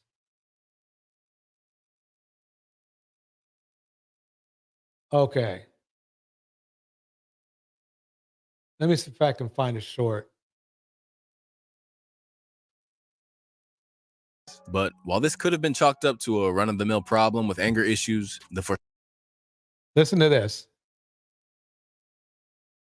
And by the way, it's sad that like a lot of the historical Ironic. Another guy who's in SA trouble as well. DJ Sympedemics. figures in R&B that we assumed were getting all the we're now basically about to crucify, just like how people crucified R. Kelly. That Trey Songz doc. Crucifying somebody means that somebody who's being, deleted unfairly. Okay, Trey. You see. Do you guys see the fraternity of SA artists that are out there? Is going to be crazier than the R. Kelly one. Trey Songz is the most nasty, abusive, beats the out of women. Like, he is the scum of the earth. If you ever thought you could surpass an R. Kelly doc, I promise you in 15 years, Trey Songz, his doc will. He's an awful human being. There's an inherent danger in the music sphere, in that while we idolize music, it's impossible for us to ever truly get a grasp on the artist behind it. So when they fall short of your expectations, or even worse, breach your This is from Hip Hop Madness, by the way. ethical code, it leads to this age-old dilemma of, So basically, it's like this. Let me start right here. he became a sex symbol to an entire generation of R&B fans. But now, it appears that in tandem with crafting a musical legacy, Trey has allegedly been leaving a trail of destruction and deviancy behind him. And now, he's been dogged by accusations of dubious behavior for years, beginning with a general sense that he was all too happy to dehumanize women at a moment's notice. Back in 2012, a stripper told the police that Trey Songz had forcefully thrown a wad of cash at her face, giving her a black eye. In turn, he was charged with misdemeanor assault and harassment. In later years, it was also suggested that after getting into a minor car crash with a woman, he pushed her phone into her face so hard that it shattered her glasses. But while this could have been chalked up, What a piece of crap. And they love him. Phoenix Soul says this. Torch, my first duty station was Korea. First night in country, I went to a club on post, only to run into a bandit who had beef because of the color I was wearing. Like, what? Don't we all wear camo, ninja?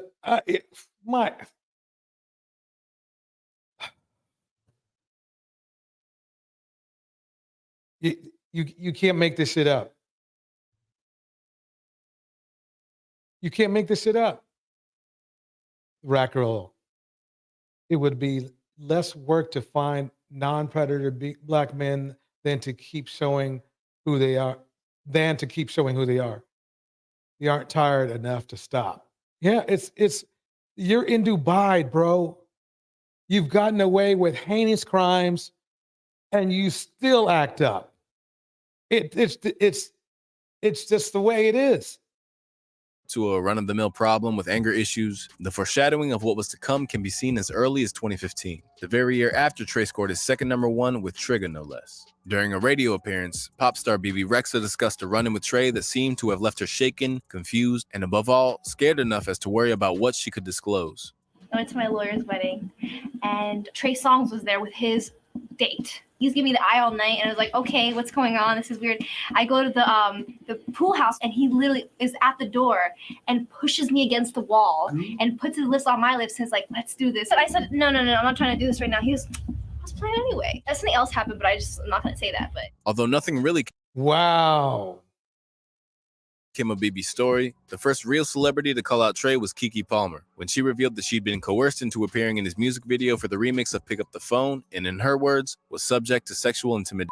This is preposterous. How am I in this video, Trey? She said after it dropped. After you found me in the closet hiding because I was so afraid of any more conflict. Literally, my last option was to hide because you all would not listen when I said I did not want to be in the video the first time. Just because you give someone food, alcohol, and throw in a little sexual intimidation doesn't mean they will buckle. Yet, you still disrespected me as a young woman, whom you've known since she was 12. In a pattern that would become disconcertingly familiar, Trey responded— So fellas out there in fella world, how many Trey songs do we have in the community? You know, give me a percentage, everybody. What percentage do you believe Trey Songz people mentality is in the community? I would like to know. We have a live stream coming up called The Math, which we will go over more specifically what's going down. But let's get a rough estimate. I mean, how many Trey Songz do we have out there?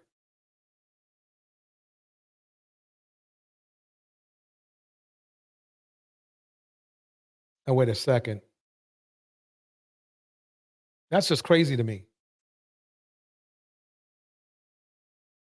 Let me go back over here. So that's basically what's going on. Two very creepy dudes getting in it with each other in a place that you would want to show at least some sort of respect so you don't ruin the reputation of African-American men. You would think they would do that.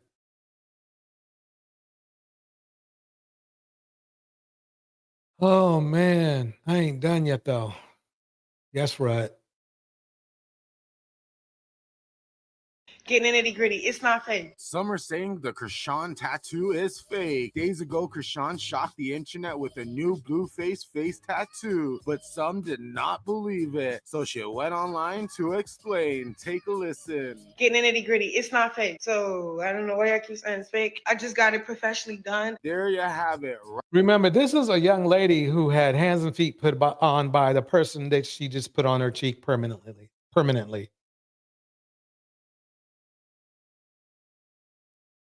75%. Damn, 75 to 82. Uh-oh, wow.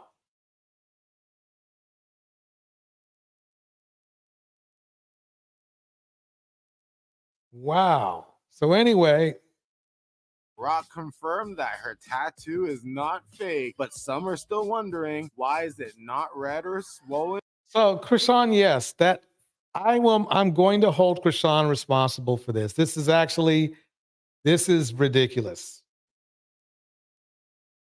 She had this put on her when her narcissist boyfriend, or whatever he is right now at the moment, is going into jail.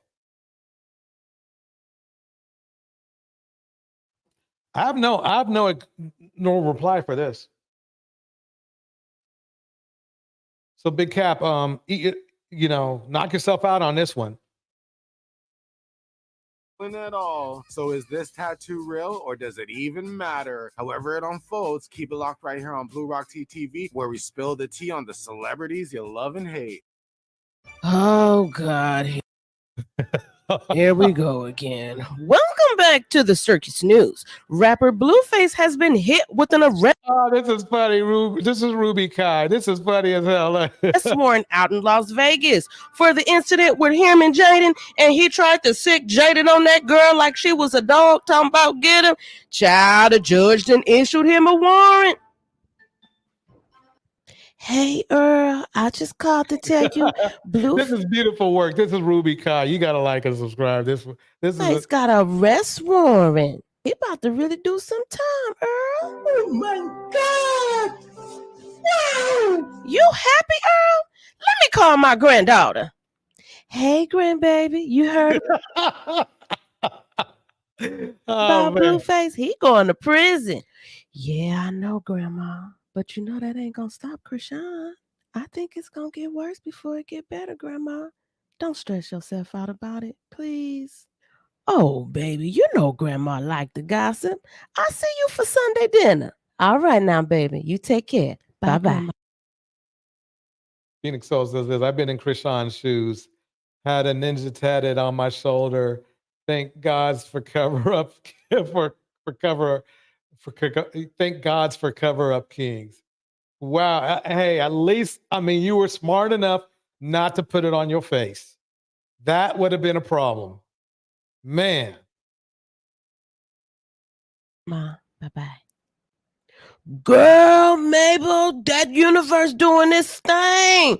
Girl, I heard they got that Blueface on that arrest warrant. Now, I have to be honest. So, yeah, you see where I'm going with this. We're getting into it now. This is the Harley Quinn phenomena. This is the Harley Quinn phenomena where women are actually attracted to, some women, I can't say all, attracted to and supportive of basically toxic individuals in or out of prison. They love themselves some Trey songs, Chris Brown, dudes that should be in jail, dudes that men tell women to choose better, but then when the man is in the same room as them, they're like, oh, brother, yeah. Oh, you the GOAT. You the GOAT.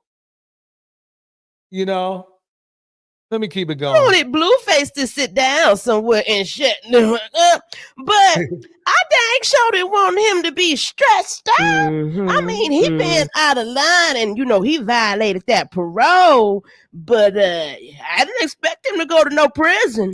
Girl, I did. He was acting the fool, remember? Oh man, I'm gonna hold it right there. Remember that's Ruby Kai. You gotta check it out. Kai last name. Oh man, that was funnier than I thought. Yeah.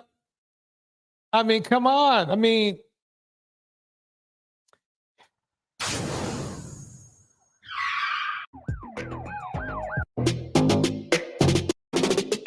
Vegas. I have no idea. I just seen the stuff just like y'all. When I asked Wack, he had to look into it. So as soon as I know something, I'll let y'all know. this is Blueface's mom. Be sure to like, comment, and subscribe. Nine Johnny Mag. got me feeling bad that he doing his punishment time. At 27 years old, he got me feeling bad. You feeling bad? Shit, it was about time he went. To be honest with that, I mean, he had been putting hands and feet on everybody. Yes, child, my daddy Aquarius too. You know, this is just a hot ass mess. It is. Your son is a hot ass mess. As you can see, Big Cap, I'm holding Blueface's mom accountable. Now, these women have something in common. Something about the male identified vibe, if you know what I mean. So let me keep it going. Here we go. The male identified vibe, like Chantel Simone, like Crimson Cure, like the insecurity boss, that male identified vibe. This is what Blueface is a result of being raised by a male identified woman who thinks just like the male identified women in the manosphere think. That black men are never to be held responsible or dependable at all. And so this is what you end up with. So all those men in the manosphere, yeah, you got a point. Yeah, they raise a lot of women raise a lot of bad kids. The same women you respect online. The same women you respect online. Melanie Kings, Crimson Cure. Oh, I can't. I'm sorry. Ches Charday, I'm sorry for leaving you out of the mix as well. Chantel, depending on the day or the week, Courtney,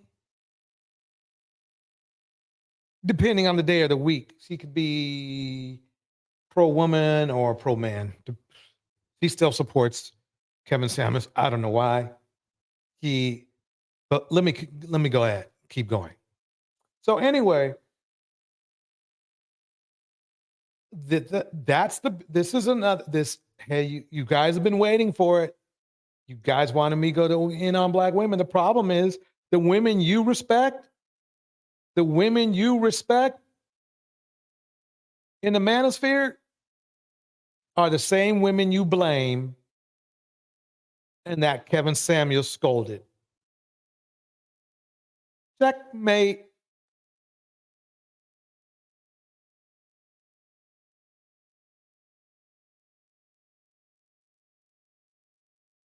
Big Cap says this. Gangs with no gang, no. He raised a successful man. Dude, have you got the memo? Big Cap, did you get the memo? Bro, he's in jail. Bro, he's in jail. He might have a little money moving around here and there. That depends whether he gets sued or not, on what day he gets sued. He's well known, we'll put it that way. But if you believe, and Big Cap, man, my man, it's like this, bro. Wait, let me read Big Cap since he wants me to read it. So I never heard Blueface dad mention his mom did her best, but are you saying that she we don't say mammy in here anymore, Big Cat, because it's not supposed to be right. We male identified. We go with that, or mams, because they want to manipulate the narrative of a mammy, to make me sound like I'm being derogatory and shit. So I'm just gonna go with male identified for now, if you don't mind. Anyway, so you said, so I hear that the best, but you're saying, yeah, no, she's a manosphere mentally. She has the same mentality as the women in the manosphere have. My son's in prison, but he did no wrong. My son put hands and feet on several women, but he did no wrong. She has the same mentality. She's not going to be, you're not going to find her on some BWE room. I'll tell you that. No. No. It's all about her son.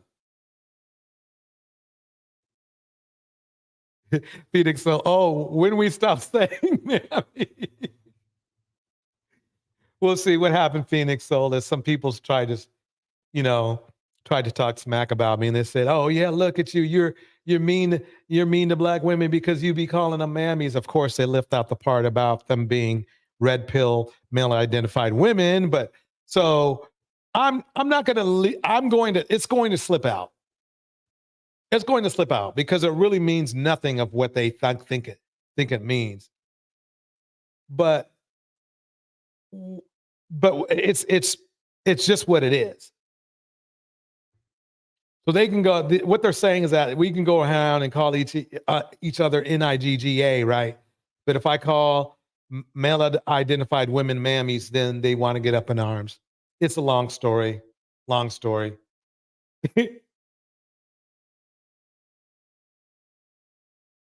Long story. What happened? Big Cat, go get Big J back over here. Tell him to get his butt back over here. Tell him I didn't tell him he could leave. Tell him to come out the damn clouds right now. I don't have all day. Anyway, he's going to get a good lesson tonight. This is a good lesson. Okay. Here we go to the ultimate. This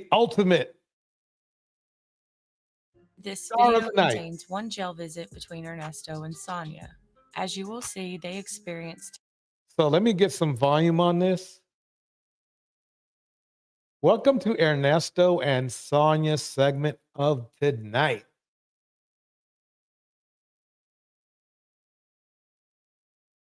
Welcome, Tevin.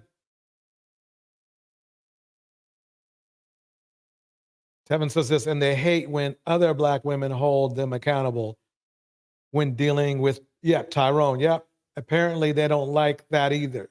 Bars.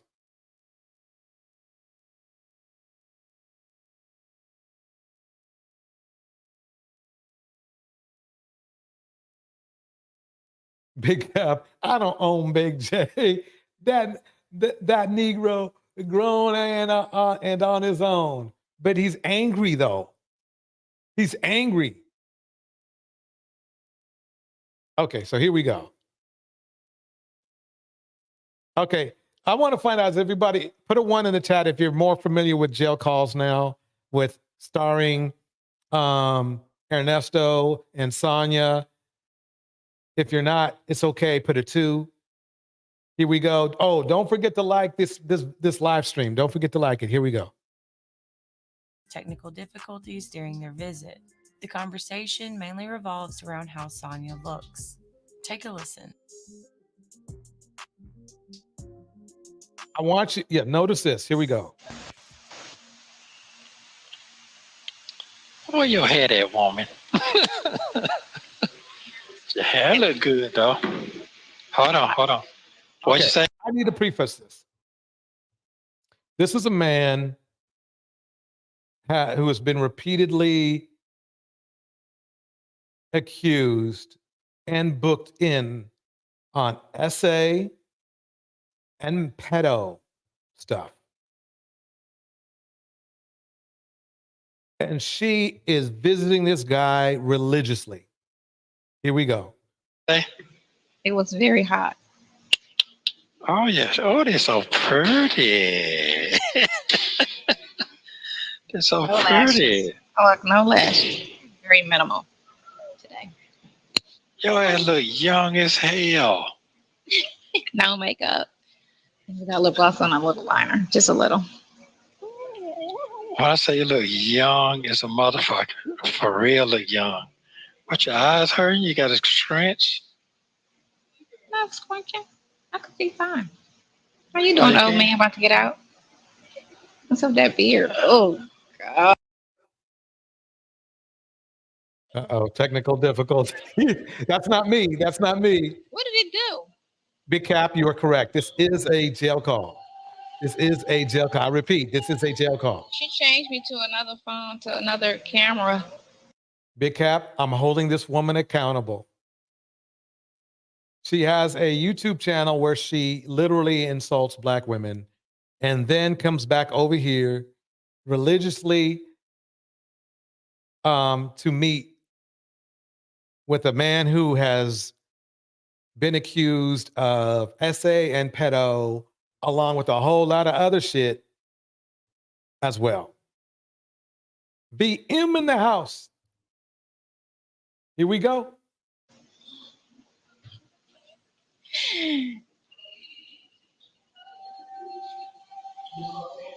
Back now, he probably went to get somebody to help. Hello, man.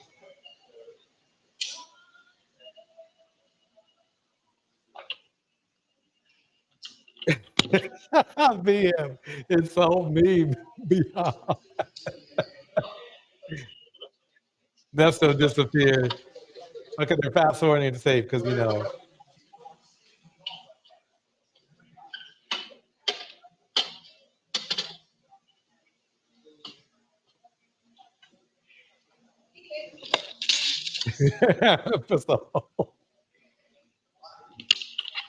Hello. Oh, this one is much better. She said you was on a bad station. Oh, that's what it was? Yeah, you look nice with your little green outfit on. Yeah, you like you about 12, you look you like 12 years old. This dude is getting a hard on, and then he's telling this woman who's 55, "Oh, you look like you're 12 years old."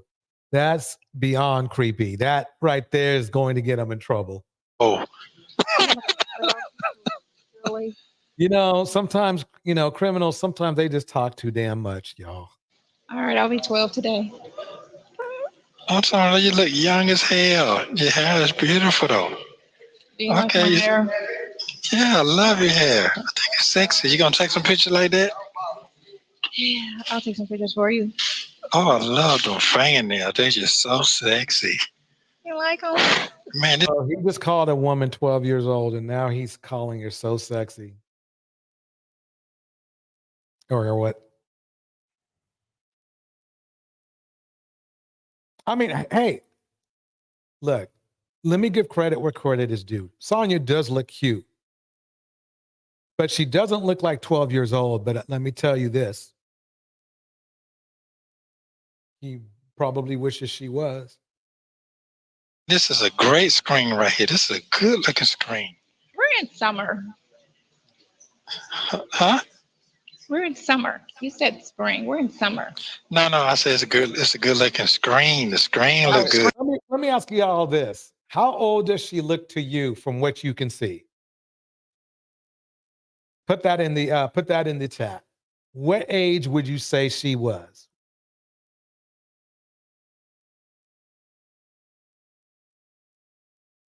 By the way, I think she has a little bit more on than just some eyeliner.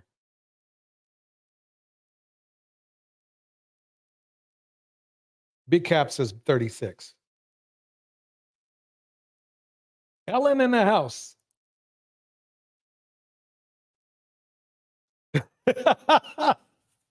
For 30th May, yeah. I am so glad we did this. I'm so glad we did this. This is the truth. But he says she looks like she's 12. Green is better. Oh, the Yes, other one was bad. Yeah, it's way clearer on this one. That one is I like a dark age. This one, Yeah, some of mine look the same. So no, this is good. This is good right here. Appreciate it. Thank you. yeah, I can see that What you beard. got? Yeah, it's long now, ain't it? It's getting Damn long. You in that afro, Santa? They don't grow long Yeah. this way, good. Or you keep it trimmed this way. No, I'll just be laying down on it, see? No, I'm about this right here. Your beard. Oh no, it do grow, see? Oh. It just lay down. I just gotta lay down. Oh, Yeah, it grows. Oh, yeah, you got that Yeah, pretty hair. That's why. I don't know about that part, ma'am, but you look very, very nice today. Very nice today. Yeah. Damn, your hair done grow long since the last time I seen it like that. Yeah. It done Man, he looked a mess though. I mean, he could at least combed his hair. Man. grow longer. I told you it grows fast. Yeah, real I was looking fast. at pictures last year, and I didn't have no hair. It was like this, brush waves, all of this, everything from here on down was gone. You know to make your fingers look. You know that make your hands look very, very beautiful. You do know that, right? Yeah. Damn, they done got dark. You been out in that sun. Fingers is not dark; they the same color. What did you saying? They just darkened my face. Oh, they done got darker. They done got darker. No, my face and my hands are like two different situations. We're all three colors, okay? Our chest is a different color, our stomach, our hands and arms. Pistol hold. Sounds like a late night party line. And then our face. The Rock Girl says, no DJ. He's a black man. All he has to do is show up. Is your face and your hands are different? I think. Big Cap, he old enough to be her dad. And how did they meet? I bet another inmate put him on. More than likely, get this, Big Cap. Big Cap, you're not going to believe this. She's older than him. Wait, let me double check that. I think Ernest is like, let me see.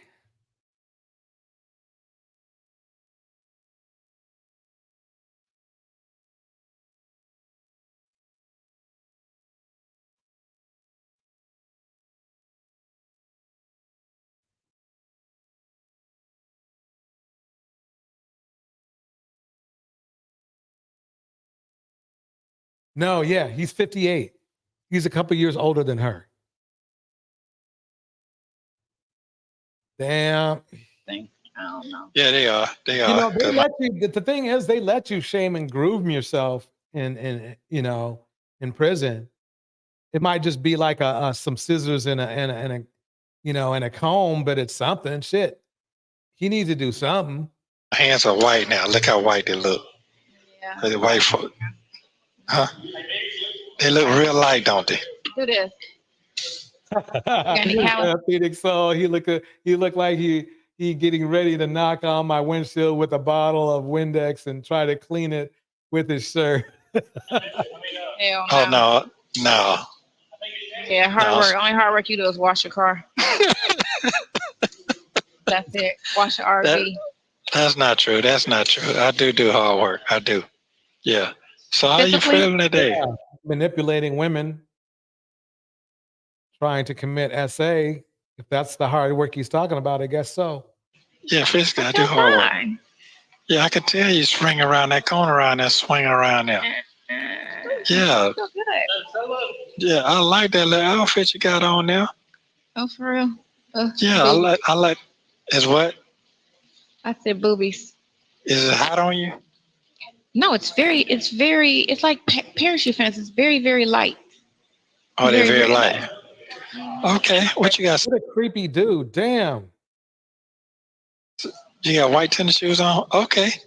No, I have on heels. Tevin says she's too damn old to be that damn stupid. Basically, I mean, this is crazy to me. It just really is. What kind of heels you got on? White heels. Absolutely, Cap. I told you that earlier. You must have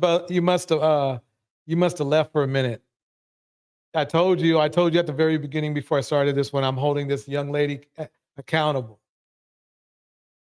Now she would be, she's male identified on steroids, by the way. Even though this guy has a long ass rap sheet, okay, she believes he's being wrongly accused. Though basically the majority of his life has been spent committing crimes. I am holding her accountable for being another male-identified woman. Male-identified. She's gonna make me cry.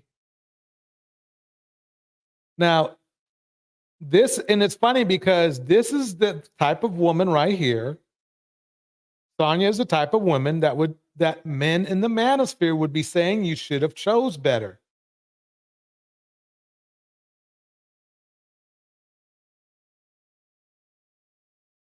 That there was not one man in the manosphere. Well, no, there are a lot of criminals in the manosphere. Other than those guys,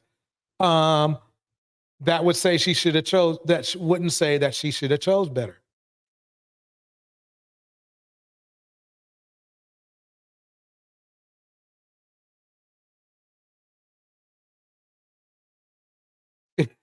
Why is seeking knowledge? He looks so thirsty to see a woman. He's eating that up. Yeah, he sure is. Why seeking knowledge? The little girl outfit worked. It worked.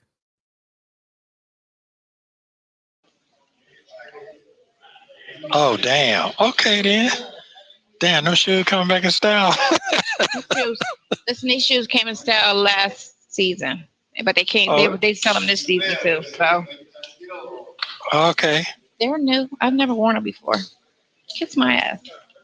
Why you say that? Why you want me to get you? Okay. Because you said they came back. If you didn't notice that, he was negging her. That's a pimp / pickup artist style of trying to put down a woman so that they like you more, but you joke about it a little bit. That's called negging. Negging.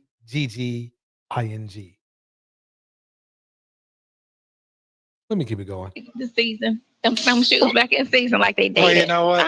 I don't wear dated shoes. Shoes is one thing that I buy every season because they do change the style. So whenever they change the style, I always buy whatever it is. But there are shoes that are just classics that stay. Let me pause it right there. By the way, this is by phone calls from prison if you want to hear the whole thing. I only like to play samples because I really do believe that if you want to hear the whole thing, you should go to the whole channel. I just feel that way. So here, Big Cap says this. That's a true statement. She should have. That ninja is in jail, but she doesn't care. She putting money on the phone to speak to a inmate instead of a free man. Bars. I told you. This is not going to work. It's different let me tell you some exceptions to this situation here.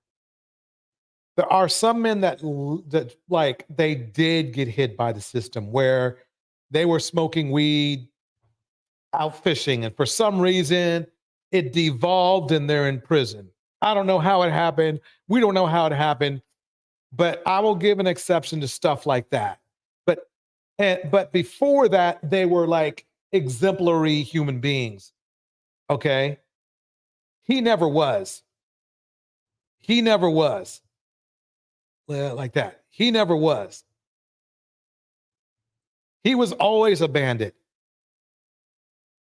So that's when it comes to prison reform, we're not talking about dudes like this. We're not talking about him. We're talking about men that actually did get railroaded. That's who we're talking about when it comes to prison reform. Yeah, this hoe's got a point. Big Cap, that's her money. That's her money. Yeah, I did agree. Big Cap, don't worry, we'll find some other disagreements down the line, okay? But yeah, here we go. In style. But I still buy shoes every season. That's why I don't spend too much money per season, because I know at least about $100, $150 a shoe. That's $150. That's $150 right there. These are $80. Dang. I just don't spend that much on shoes myself. Well, no, I can't say that. I can't say that. I can't say it. I did spend. I have to account. I did spend $300 on some wading boots, but I mean, they're never mind. That does. There's no excuse. I can't get on her for some shoes in. Ellen says, DJ, is he in prison or jail? I'm gonna have to say prison. It might be prison. They say no. I think he's in jail, but I don't know. Welcome, kittens in caskets in the house. Kittens in caskets in the house.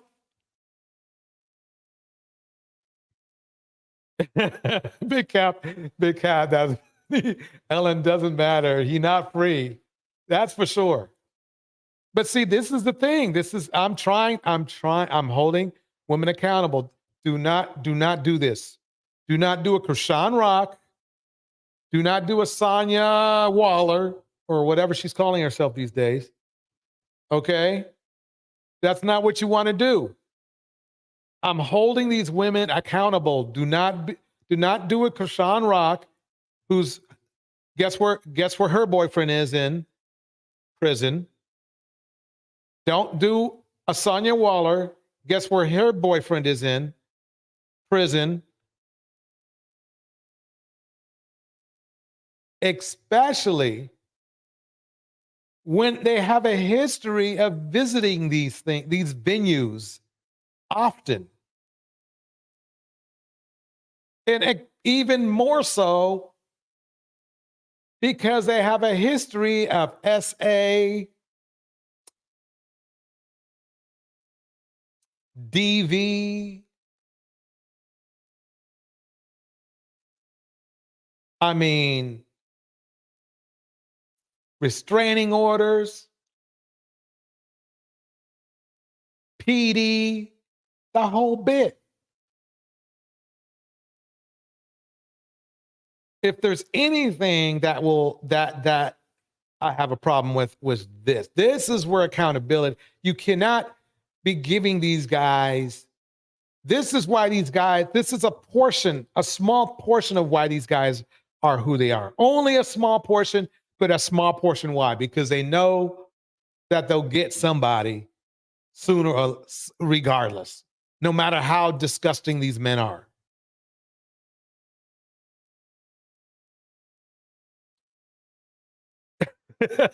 DJ, but it seems like she loves him. I think she does. I think it's more of, I don't think it's true love, but I think she loves the way he makes her feel for some reason. That's a difference, by the way. She's probably getting more attention from him than other guys. And he's an excellent pimp too. He's an excellent at pimping. That's what he's been doing all his life. Let me keep it going. These aren't too expensive because they're kind of low. These were like $80. Do your feet sweat in them things? No, they're. What the hell? I think that's negging, but I'm not sure. They're sandals.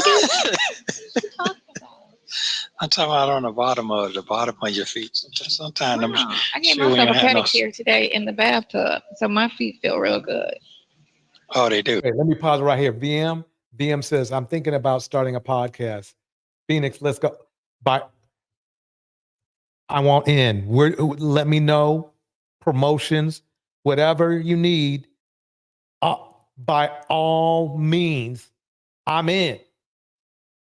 Whatever I can do to support your podcast, doggone it, let's get it going. VM is about to start a podcast. We need to get it rolling hard. I'm telling you. Here we go. Okay, that's good.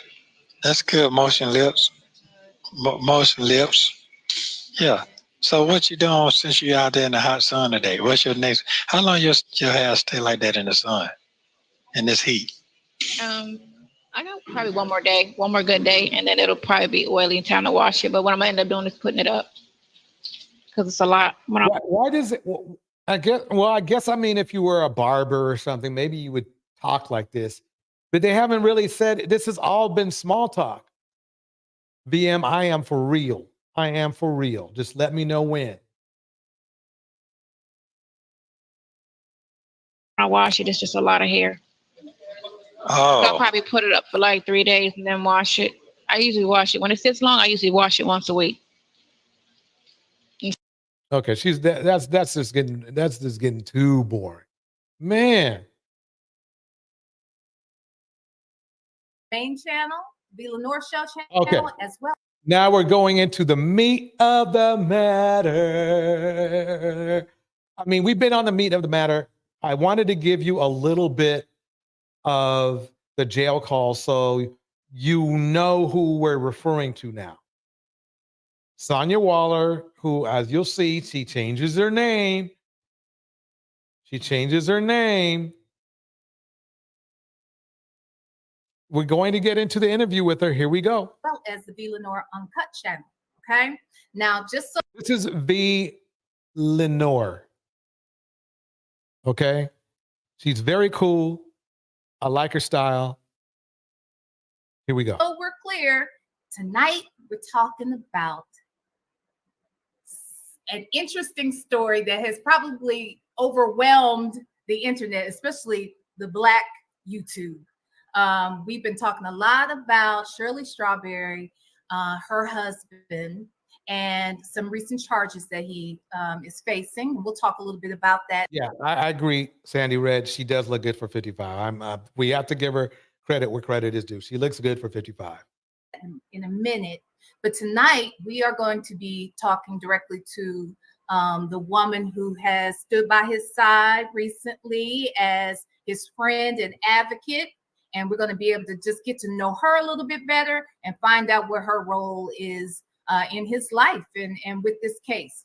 So with that said, I am going to shut down the Uncut channel, but I'm going to play my little my intro again, just to give y'all some time to come in. I'm going to ask either Fedora, can you go to the Uncut channel and drop the main channel or this link to this video in the Uncut channel chat?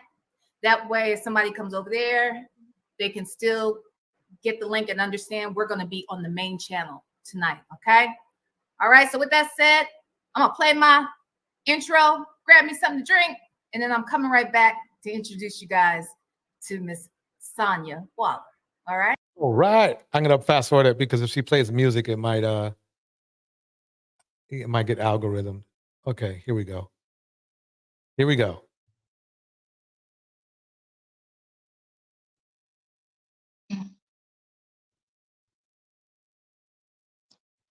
That's right. A Phoenix Soul. I agree. She might be Pistol says she's bright. She bright, but she is cute. Very cute. All right, we're good. All right, I just wanted to be able to see the chat a little bit better. Got it. All right. Okay. So with that said, Sonya, girl, you's YouTube famous, girl. In a negative way, of course. YouTube infamous? Is that what it is? You think that's what it is? I'm YouTube popular. Let's say that. So let's talk about it. Where are you from originally? Cleveland, Ohio.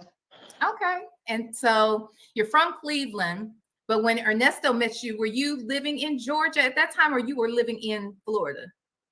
I was living in Georgia. I'm telling you, this is about as good as you get for You Should Have Chose Better. I don't think it gets as nearly as obvious as you can here. There is now she's calling herself Durham for some reason. That's probably because that's her maiden name, I assume. We'll find out. But see, the thing is this. The funny thing that I find about, I've been reiterating all night. The funny thing that I find out is all those women that these men keep saying should have chose better are women that these men follow. I guarantee you. It's the same male identified. Because really, quite honestly, think about it. If she was in her right mind and respected women, she would be disgusted by Ernesto's jacket. Or let's just say paperwork. But a lot of people, she looks right past it. Here we go. You were. So you were living in Georgia. Okay. In Atlanta? In the Atlanta area? In Buckhead. I lived in Buckhead.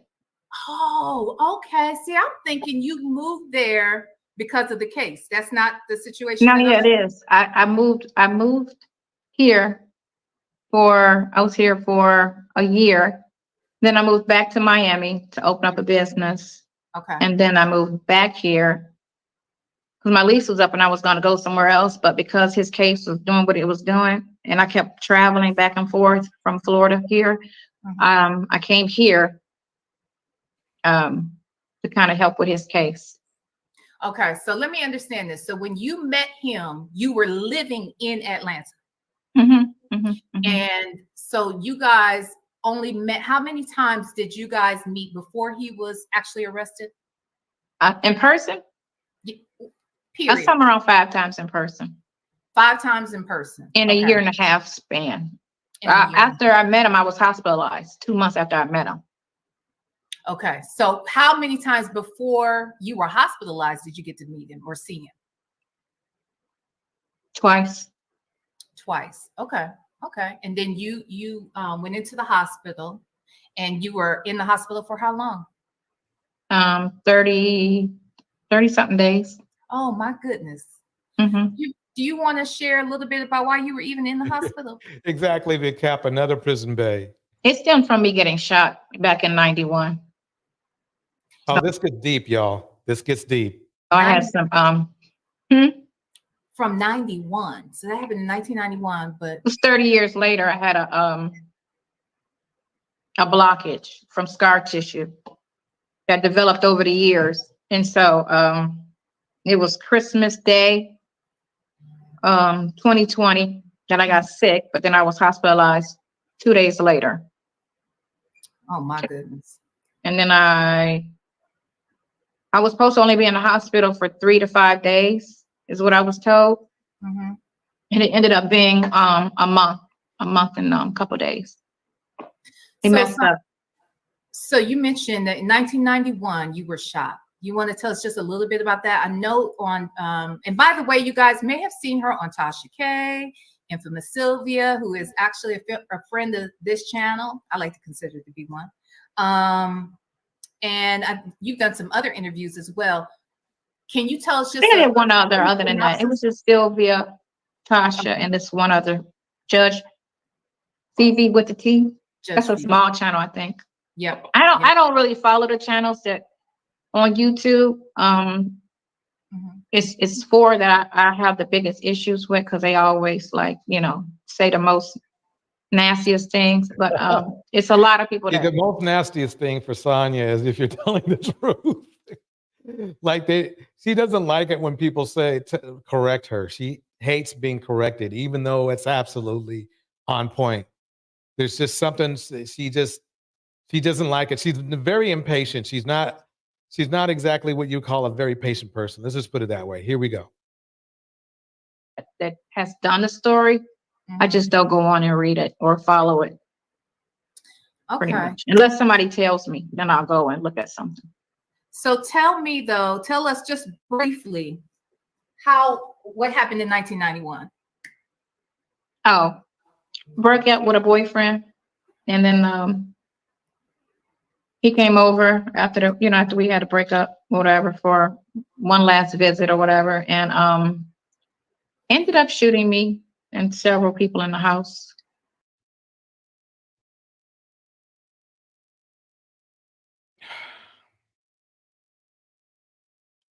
Y'all hear that? No, it gets better. It gets better. Let me pull this down a little bit more. Hold on. Okay.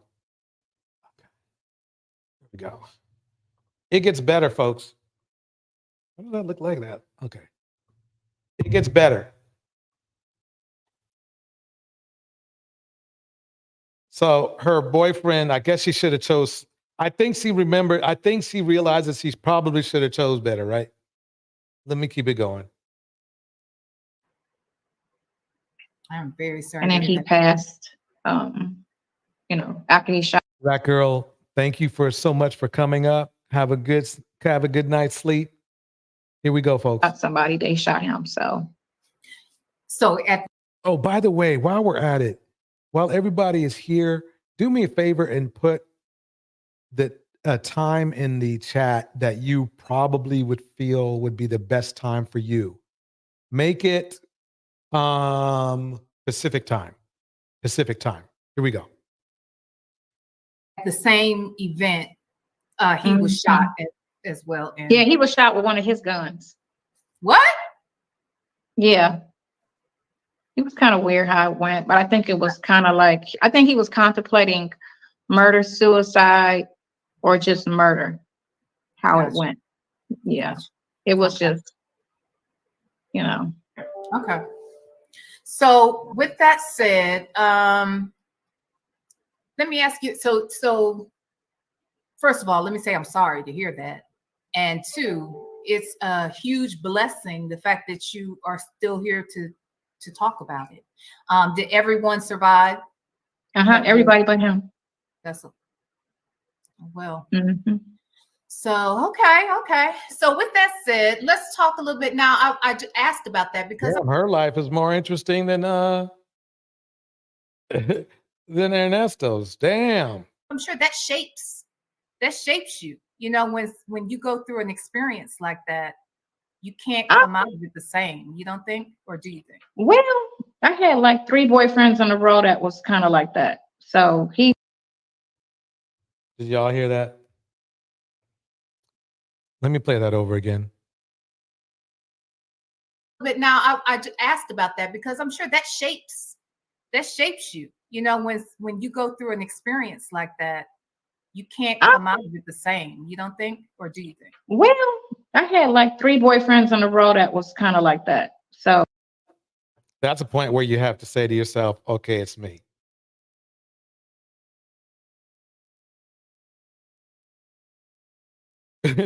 Not 3. Absolutely 3.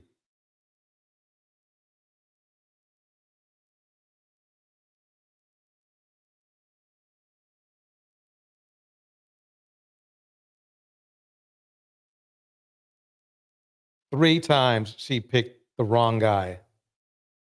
And she was younger, right?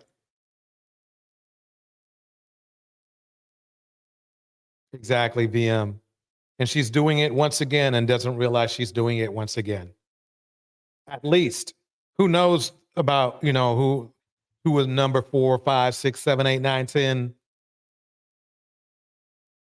Oh, he just the one that actually shot me. I had a couple, that was just as psychotic.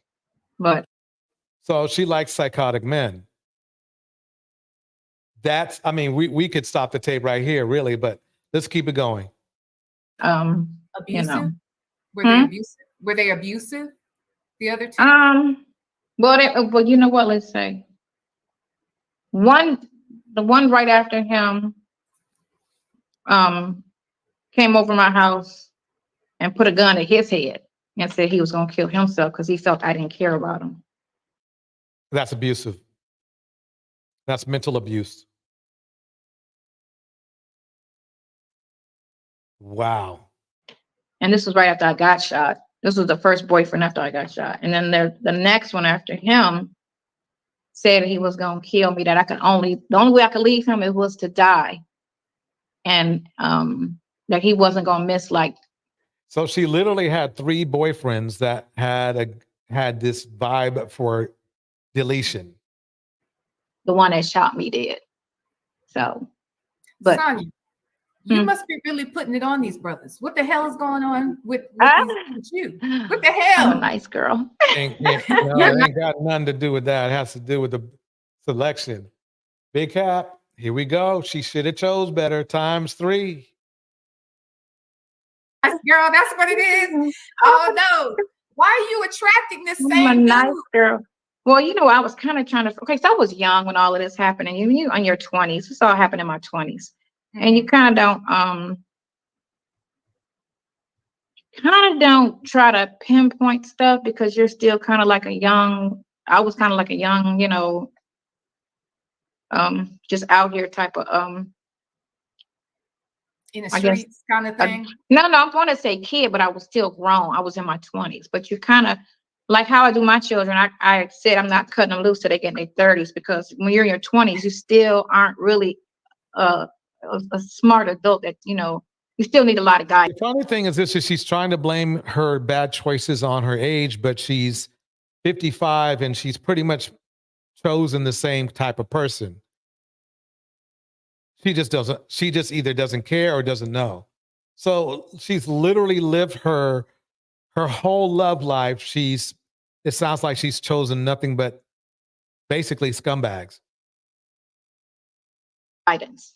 And so I didn't get any guidance in my 20s by any of my parents. So there's a point where she has to say, okay, it's on me. What age was she when she was saying it was on me?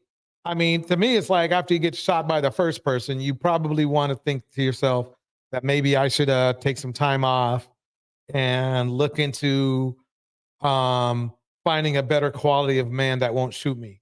But then she dates 2 more guys, at least that we know of, and who knows how many more after that, because we can only conclude that she still has been dating those types of men by the fact that she's trying to date Ernesto and he's in prison for doing some heinous shit.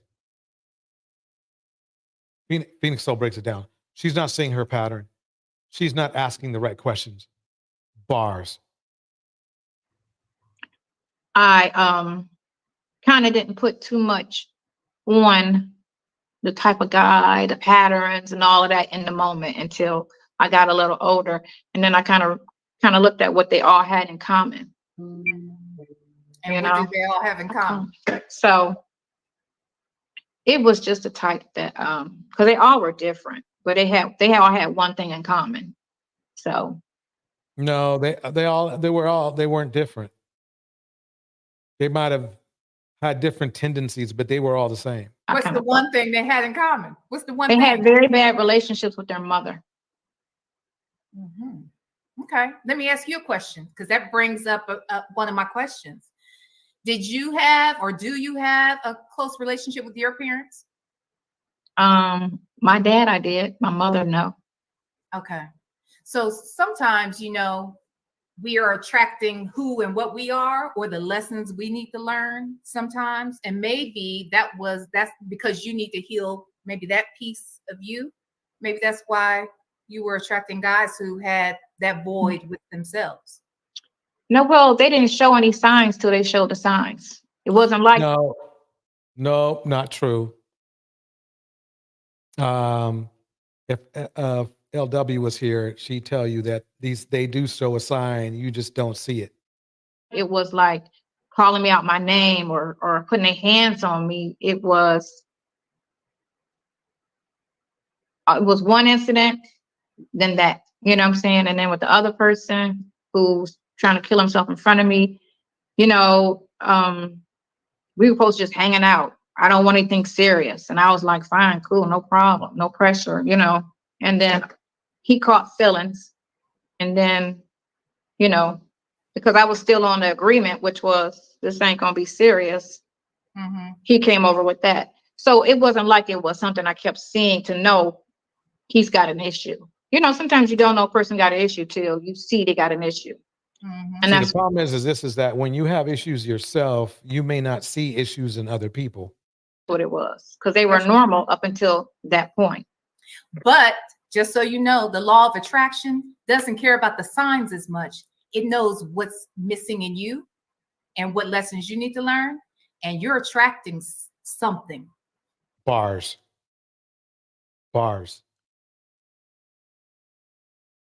That needs to be healed. But we'll talk more about that later on. Some good ones too. I didn't. All of them aren't bad. Like I had some good ones. I bet you did. Okay, so with that, Good one. She's 55. Probably started having relationships about, I don't know, what, 17, 16. So that's 40 years later. 40 years later, she's had some good relationships. Maybe they were long. Maybe they were very long, hopefully. that said, let's talk about how you met Ernesto. And for those of you that are just coming into the chat, hi everybody. If I haven't spoke to you, I'm sure that my my moderators will greet you properly. This is Sonia Durham Waller. So are you going by Miss Durham now? How you gonna change the name, Sonia, when you got a whole channel that's called Phoenix Soul breaks it down like this. Yes, it is. When you're disconnected from self, you can't see what you need to see. Bars. Miss Waller? So the thing what it is because my last name Durham, that's my maiden name. It was kind of very popular where I'm from. So I was kind of trying to be like Trying to self-grandulize herself. I made that word up, by the way. Waller was a nobody. No one knows me by that name, you know. So is that a married? So you were. That's my married name. Okay. So you were married. When did you get married? I got married in 2009. Okay. How long were you married? 2014. Okay. I understand. I know. As messy as she's been, as messy as she was still married longer than Kevin Samuels was. Okay, been there, done that. We dated on and off since 1989. So we were just like, you know. Okay. And we still talk. Look. Phoenix Soul. Wait, she's trying to marry Unc? What the fork? We still talk. We still cool. Okay, cool. Okay, so now let me just make this clear to those in the chat that may not know. I think everybody knows, but just for the hell of it. Ernest Williams, known as Ernesto or Nesto, correct? Nesto. He's called Nesto because he steals from the nest. I just play. I just got jokes tonight. Here we go. Husband to Miss Shirley Strawberry, who is a co-host on the Steve Harvey Morning Show. And so tell us how. The funny thing is that nobody's taking any weight to this. If Nesto was not married to that woman, nobody would know who he was and would care.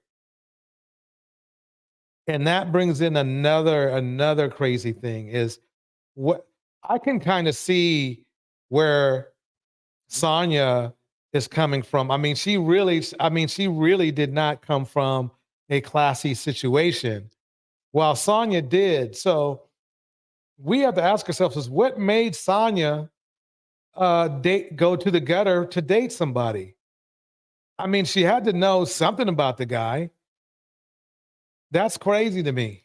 That's to me now. That's really the term. You should have done better. You should have chose better. So I mean, Shirley is more of that exaggerate that issue. Let's put it that way. There is no reason. Shirley had no reason to be around this guy at all. Is that you became acquainted with Nesto? I met him in Buckhead, looking at property. And we just started, talking about stuff. I don't know how we came about that. Oh, I do. I remember now. He took a call in front of me, and the guy was talking to him about an RV. And then I was just listening. And then when he got the phone, I was like, oh my God, you like RVs? And he looked at me like, yeah. And I was like, I started talking about RVs and he was looking at me like I was crazy. Like, how do you even know? And I'm like, man, I've been following, studying and trying to figure out what do I want to do with, as far as tiny houses, RVs, all of that, container homes, because that's where I was trying to go. Like I was trying to figure out, That's an interesting hobby. I don't know how RVs and thugs. Oh well. What's my retirement or whatever. Mm-hmm. And so it just kicked off from there, and then we just started vibing off of that. Honestly, I think she knew she was being pimped. I really do. And I don't mean pimped as far as the literal term, but I think she knew she was getting game run on her, and she just lets it happen. Even to this day, he's still running game on her because he's trying to manipulate her. It's not really a genuine connection. It's more like, okay, I'm going to let you run game on me because there's something I want from you, and I know that you want something from me type of relationship. Okay. And just so we're clear, you said your retirement. Tell us a little bit about your professional history. Like what's your business? You said you went to Florida to open a business, and I know you were obviously looking to open another business when you met Nesto. What is your background in? Right. So my background is construction. My dad owned a construction company for a lot of years. 50 years he did construction. So I was raised doing construction. Then I went to school after I had my daughter, paralegal. In my 20s, I kind of doing the. Okay, so she was in her teens when she had a daughter. Okay, because now she's in her 20s, which is after she had her daughter. It's kind of weird what I was doing. What was I doing first? Uh-oh. I'm trying to think how this went after went to school. So she's not trying to deceive anybody, but she's trying to think of a nice way of saying what she did. Went to school. Then I I wanted to be a cop too. It's kind of weird. I wanted to be a police officer. Yeah, but my license was suspended because when I was 17, I got. Now she's distracting. To a car accident, and my dad didn't fix the situation, so they suspended my license. So I didn't have driver's license, so they said I didn't qualify because I didn't have driver's license. And so I started breaking the law, doing a little hustle stuff. And then after that, I stopped, and then I went into working for my attorney who was my attorney when I got. Let me pause while she's jumbling around with the truth. Phoenix still says this, but I get what you're saying. Older doesn't mean smarter. Wait, let's see where. I think I started here. Ellen said, it's sad how she still is looking for a man at her age. Then Phoenix Soul said, wait, Ellen Ripley, she's older, not dead. But I get what you're saying. Older doesn't mean smarter. Then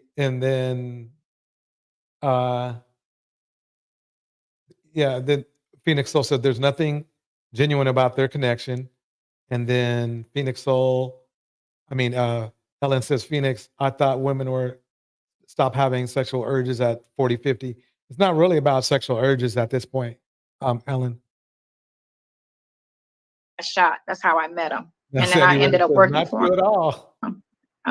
He did criminal law, family law, probate, all that type of stuff. And so I ended up working for him for a lot of years. And then I ended up going to Detroit for 4 years. And then I was bartending, waitressing, working at a law firm. And that's how I got into clubs. Working at the law firm got you into clubs? No. I used to work at this place in Detroit. Neither one of my parents drank, smoke, or did anything. So I didn't know anything about liquor. So as a side hustle, because I was never getting child support for my kid, at this point I had two, I started waitressing at this. Okay, so now she has two kids. Okay. This place in Detroit. And then in waitressing. Notice how she really wasn't direct with her answer. It took her a long time to finally get to the point where she's saying that she was waitressing. Everything else was a kind of like bouncing around, talking about this league, or working with the lawyer or something like that. No, I have no type of time frame or anything. I have no clue what she meant really. Just went to bartending, and then I moved back to Cleveland, started flipping houses. The market crashed in 08. Then I moved to Miami. When I moved to Miami, I was trying to go back into the law firms, but I didn't speak Spanish. So I ended up working. One of my friends hooked Welcome Oya, Terminador Negro in the house. me up with Pops, who is Trick's father, Trick Daddy's dad. And so he was running a club called Diamonds Cabaret, which was an urban club. It was upscale urban. And I started working there as a door girl. And I worked for the door. I wanted to be a bartender, but he put me on the door because I was like 38 years old at the time. Okay. Which I was mad at first, but then. Oh man, I thought I was bad at interviewing. This is terrible. She's trying to think too much. I think she is doing what she's doing. I won't say that she's lying. I will not say that. But what I'm going to say is that it's kind of like she's stuttering because she's trying to filter everything before she says it. She's trying to filter everything before she makes the statement, so it doesn't sound as bad as it might in reality be. Here we go. In the door, $1,500 a night. So the door was cool. I was like, I ain't mad at the door. So I just, the door was good. And I only worked like a couple nights a week. And I was making good money at the door, just greeting. And you see everybody. And I was just like, wow, I like the door. And then so I ended up doing the office and the door because they knew my background. Yeah, I don't know. I don't know a door person who gets paid that kind of money ever. But she said she got paid it, so let's see where it goes. And then within 6 months, I was working in the money room. And I went from the money room to assistant general manager. This was all in under a year. Oh wow! And So you learned the entire business from. Yeah, so I learned a lot. I learned a lot from him. This was a strip club. Okay. So, and at the same time, he left and opened up the original King of Diamonds in Miami. And so then I went and started working for other owners after that.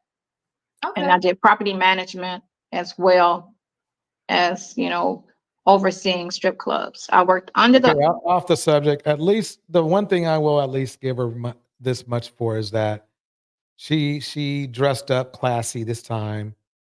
Got a nice little picture behind her. Makeup's cool. She looks decent. I'll give her that much. Nice glasses. I like them better than the other set. So I'll give her that much. Here we go. Owners over the managers. Okay. Now let's go back a second because two things I have a question about. One, you mentioned that you went to work for the attorney that was your attorney when you were shot. Why did you need an attorney when you were shot? Victims of crime. So, you have an attorney that's assigned to or yeah, so they'll give you it's money that the state will pay you for being a victim of a crime. And what they did was they just paid my bills for me. Okay. And then I think a victim of a crime and a witness too. Obviously, that's probably the deal. It's like, well, we'll make sure you can survive. Either that or, well, no, he was in her house. So that wouldn't be interesting. I'd like to get deeper into that.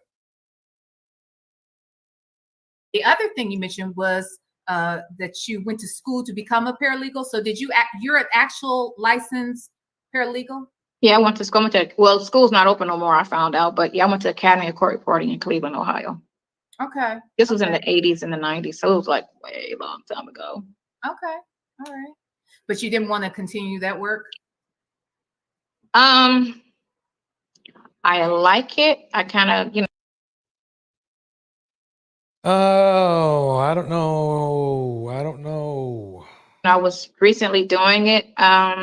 as a fallback. But when I got into the club business, the money is like, Well, yeah. the money's like this. Mhm. You know, what you make in a month, you make in a week at a club. So the money is just, the money's different. And then working in a club, like when I had worked briefly last year for this attorney, and it was just him and I, it was crazy boring. I was just like, because I was 15 This is interesting. years working in the club business. Oh, And I was just like, can I do this? This is so slow. This is so, oh my God, this is boring. You know, so, and then I just had to be like, yeah, maybe I just need a vacation, a work vacation, and kind of took it like that. But it was it was slow. Sonia, do you attract drama? You think that you know, there's some people that like a little bit of they call that excitement. I call it drama. You think you like a little drama? Because you had 3 men that brought drama, and now you in some drama now. So I'm just asking. This is the biggest drama, and him and I both be like, how did this even spin to this situation? No, or how did it even spin to this situation? He was a criminal before you met him, and he's a criminal now. I'm going to be interesting to see what Villanor says about this. This is crazy. Violence start playing exactly. But I don't like drama. I'm very low key. I don't hang around a lot of people. No, that's not true. Sorry. No. You knew what you're getting into when you were getting into this guy. You seen his record. I just disagree 100% what she's saying. I don't like drama. I try to be very, quiet. The person that's the quiet one in the room that you didn't even know was there. I'm not the rah-rah. I got a sister I got a rah-rah sister, but I'm not the rah-rah sister. I'm the quiet one. That doesn't mean that you don't like drama. She's a quiet one who is now dating a criminal and then starts a live stream talking shit. Drama. I don't like drama. Okay, all right. I'll trust you. I really don't. I don't. No, actions speak louder than words. If you went to any of her live streams, I only went to a couple, but that's all I needed.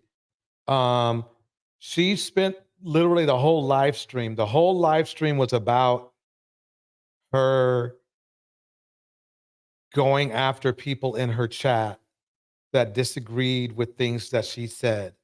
And she would reply back in the most rudest ways with the most rudest body language you could ever see.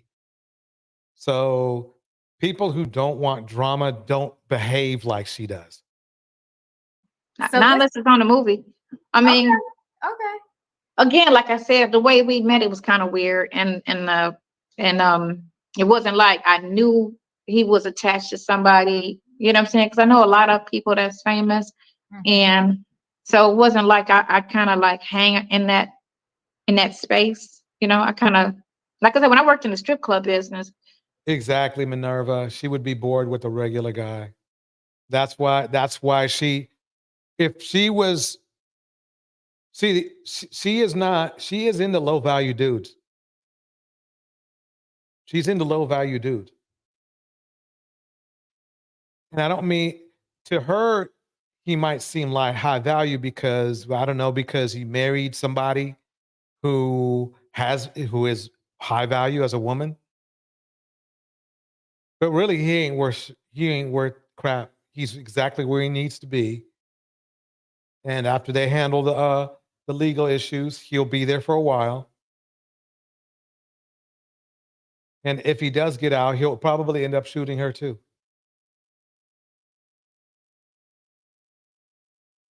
That's basically the whole thing. I met some of everybody because this was before they had the NFL and the NBA strike. Remember back in 2008, they had that big strike. So we used to get huge parties. It was every rapper, every R&B artist. It was all kind of ball players. It was just everybody. Yeah. VM, what do you know about the Deftones?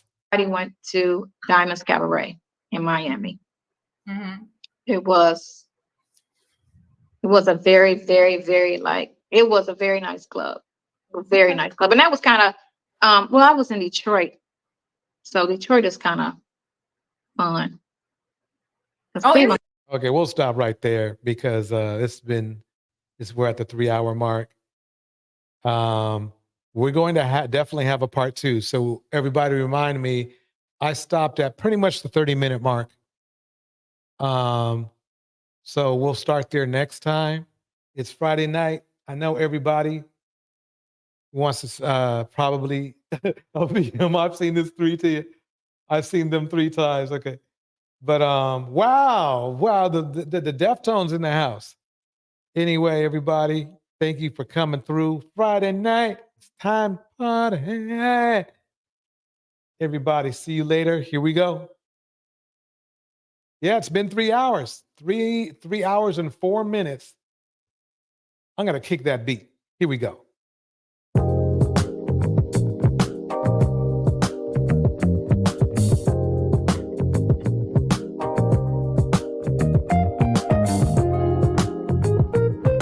All right, on the ones and twos for you, this is DJ Torch. Here we go, here we go, here we go.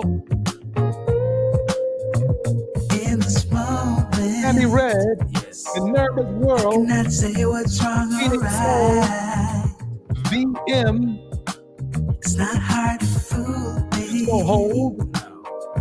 Cause I'm addicted to the good life. Ellen Ripley. Yeah, lead the way. I follow. No need to say where we are heading now, babe. Oh yeah, Terminador Negro. I follow to the edge of it all. To the edge of it all. So tell your good night, 'cause I'll find a better one. Remember now, remember, like on your way out. Like on your way out. Before the moment flies. If you haven't subscribed yet, hit that subscribe button too. So tell your good night. Shout out to the Rap Girl for coming up with excellent commentary. Excellent commentary. Kevin's in the house.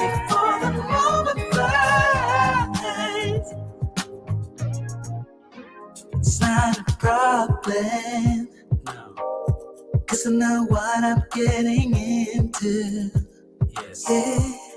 Kittens and Nothing can caskets. stop me, cause I'm addicted to what you and I realize.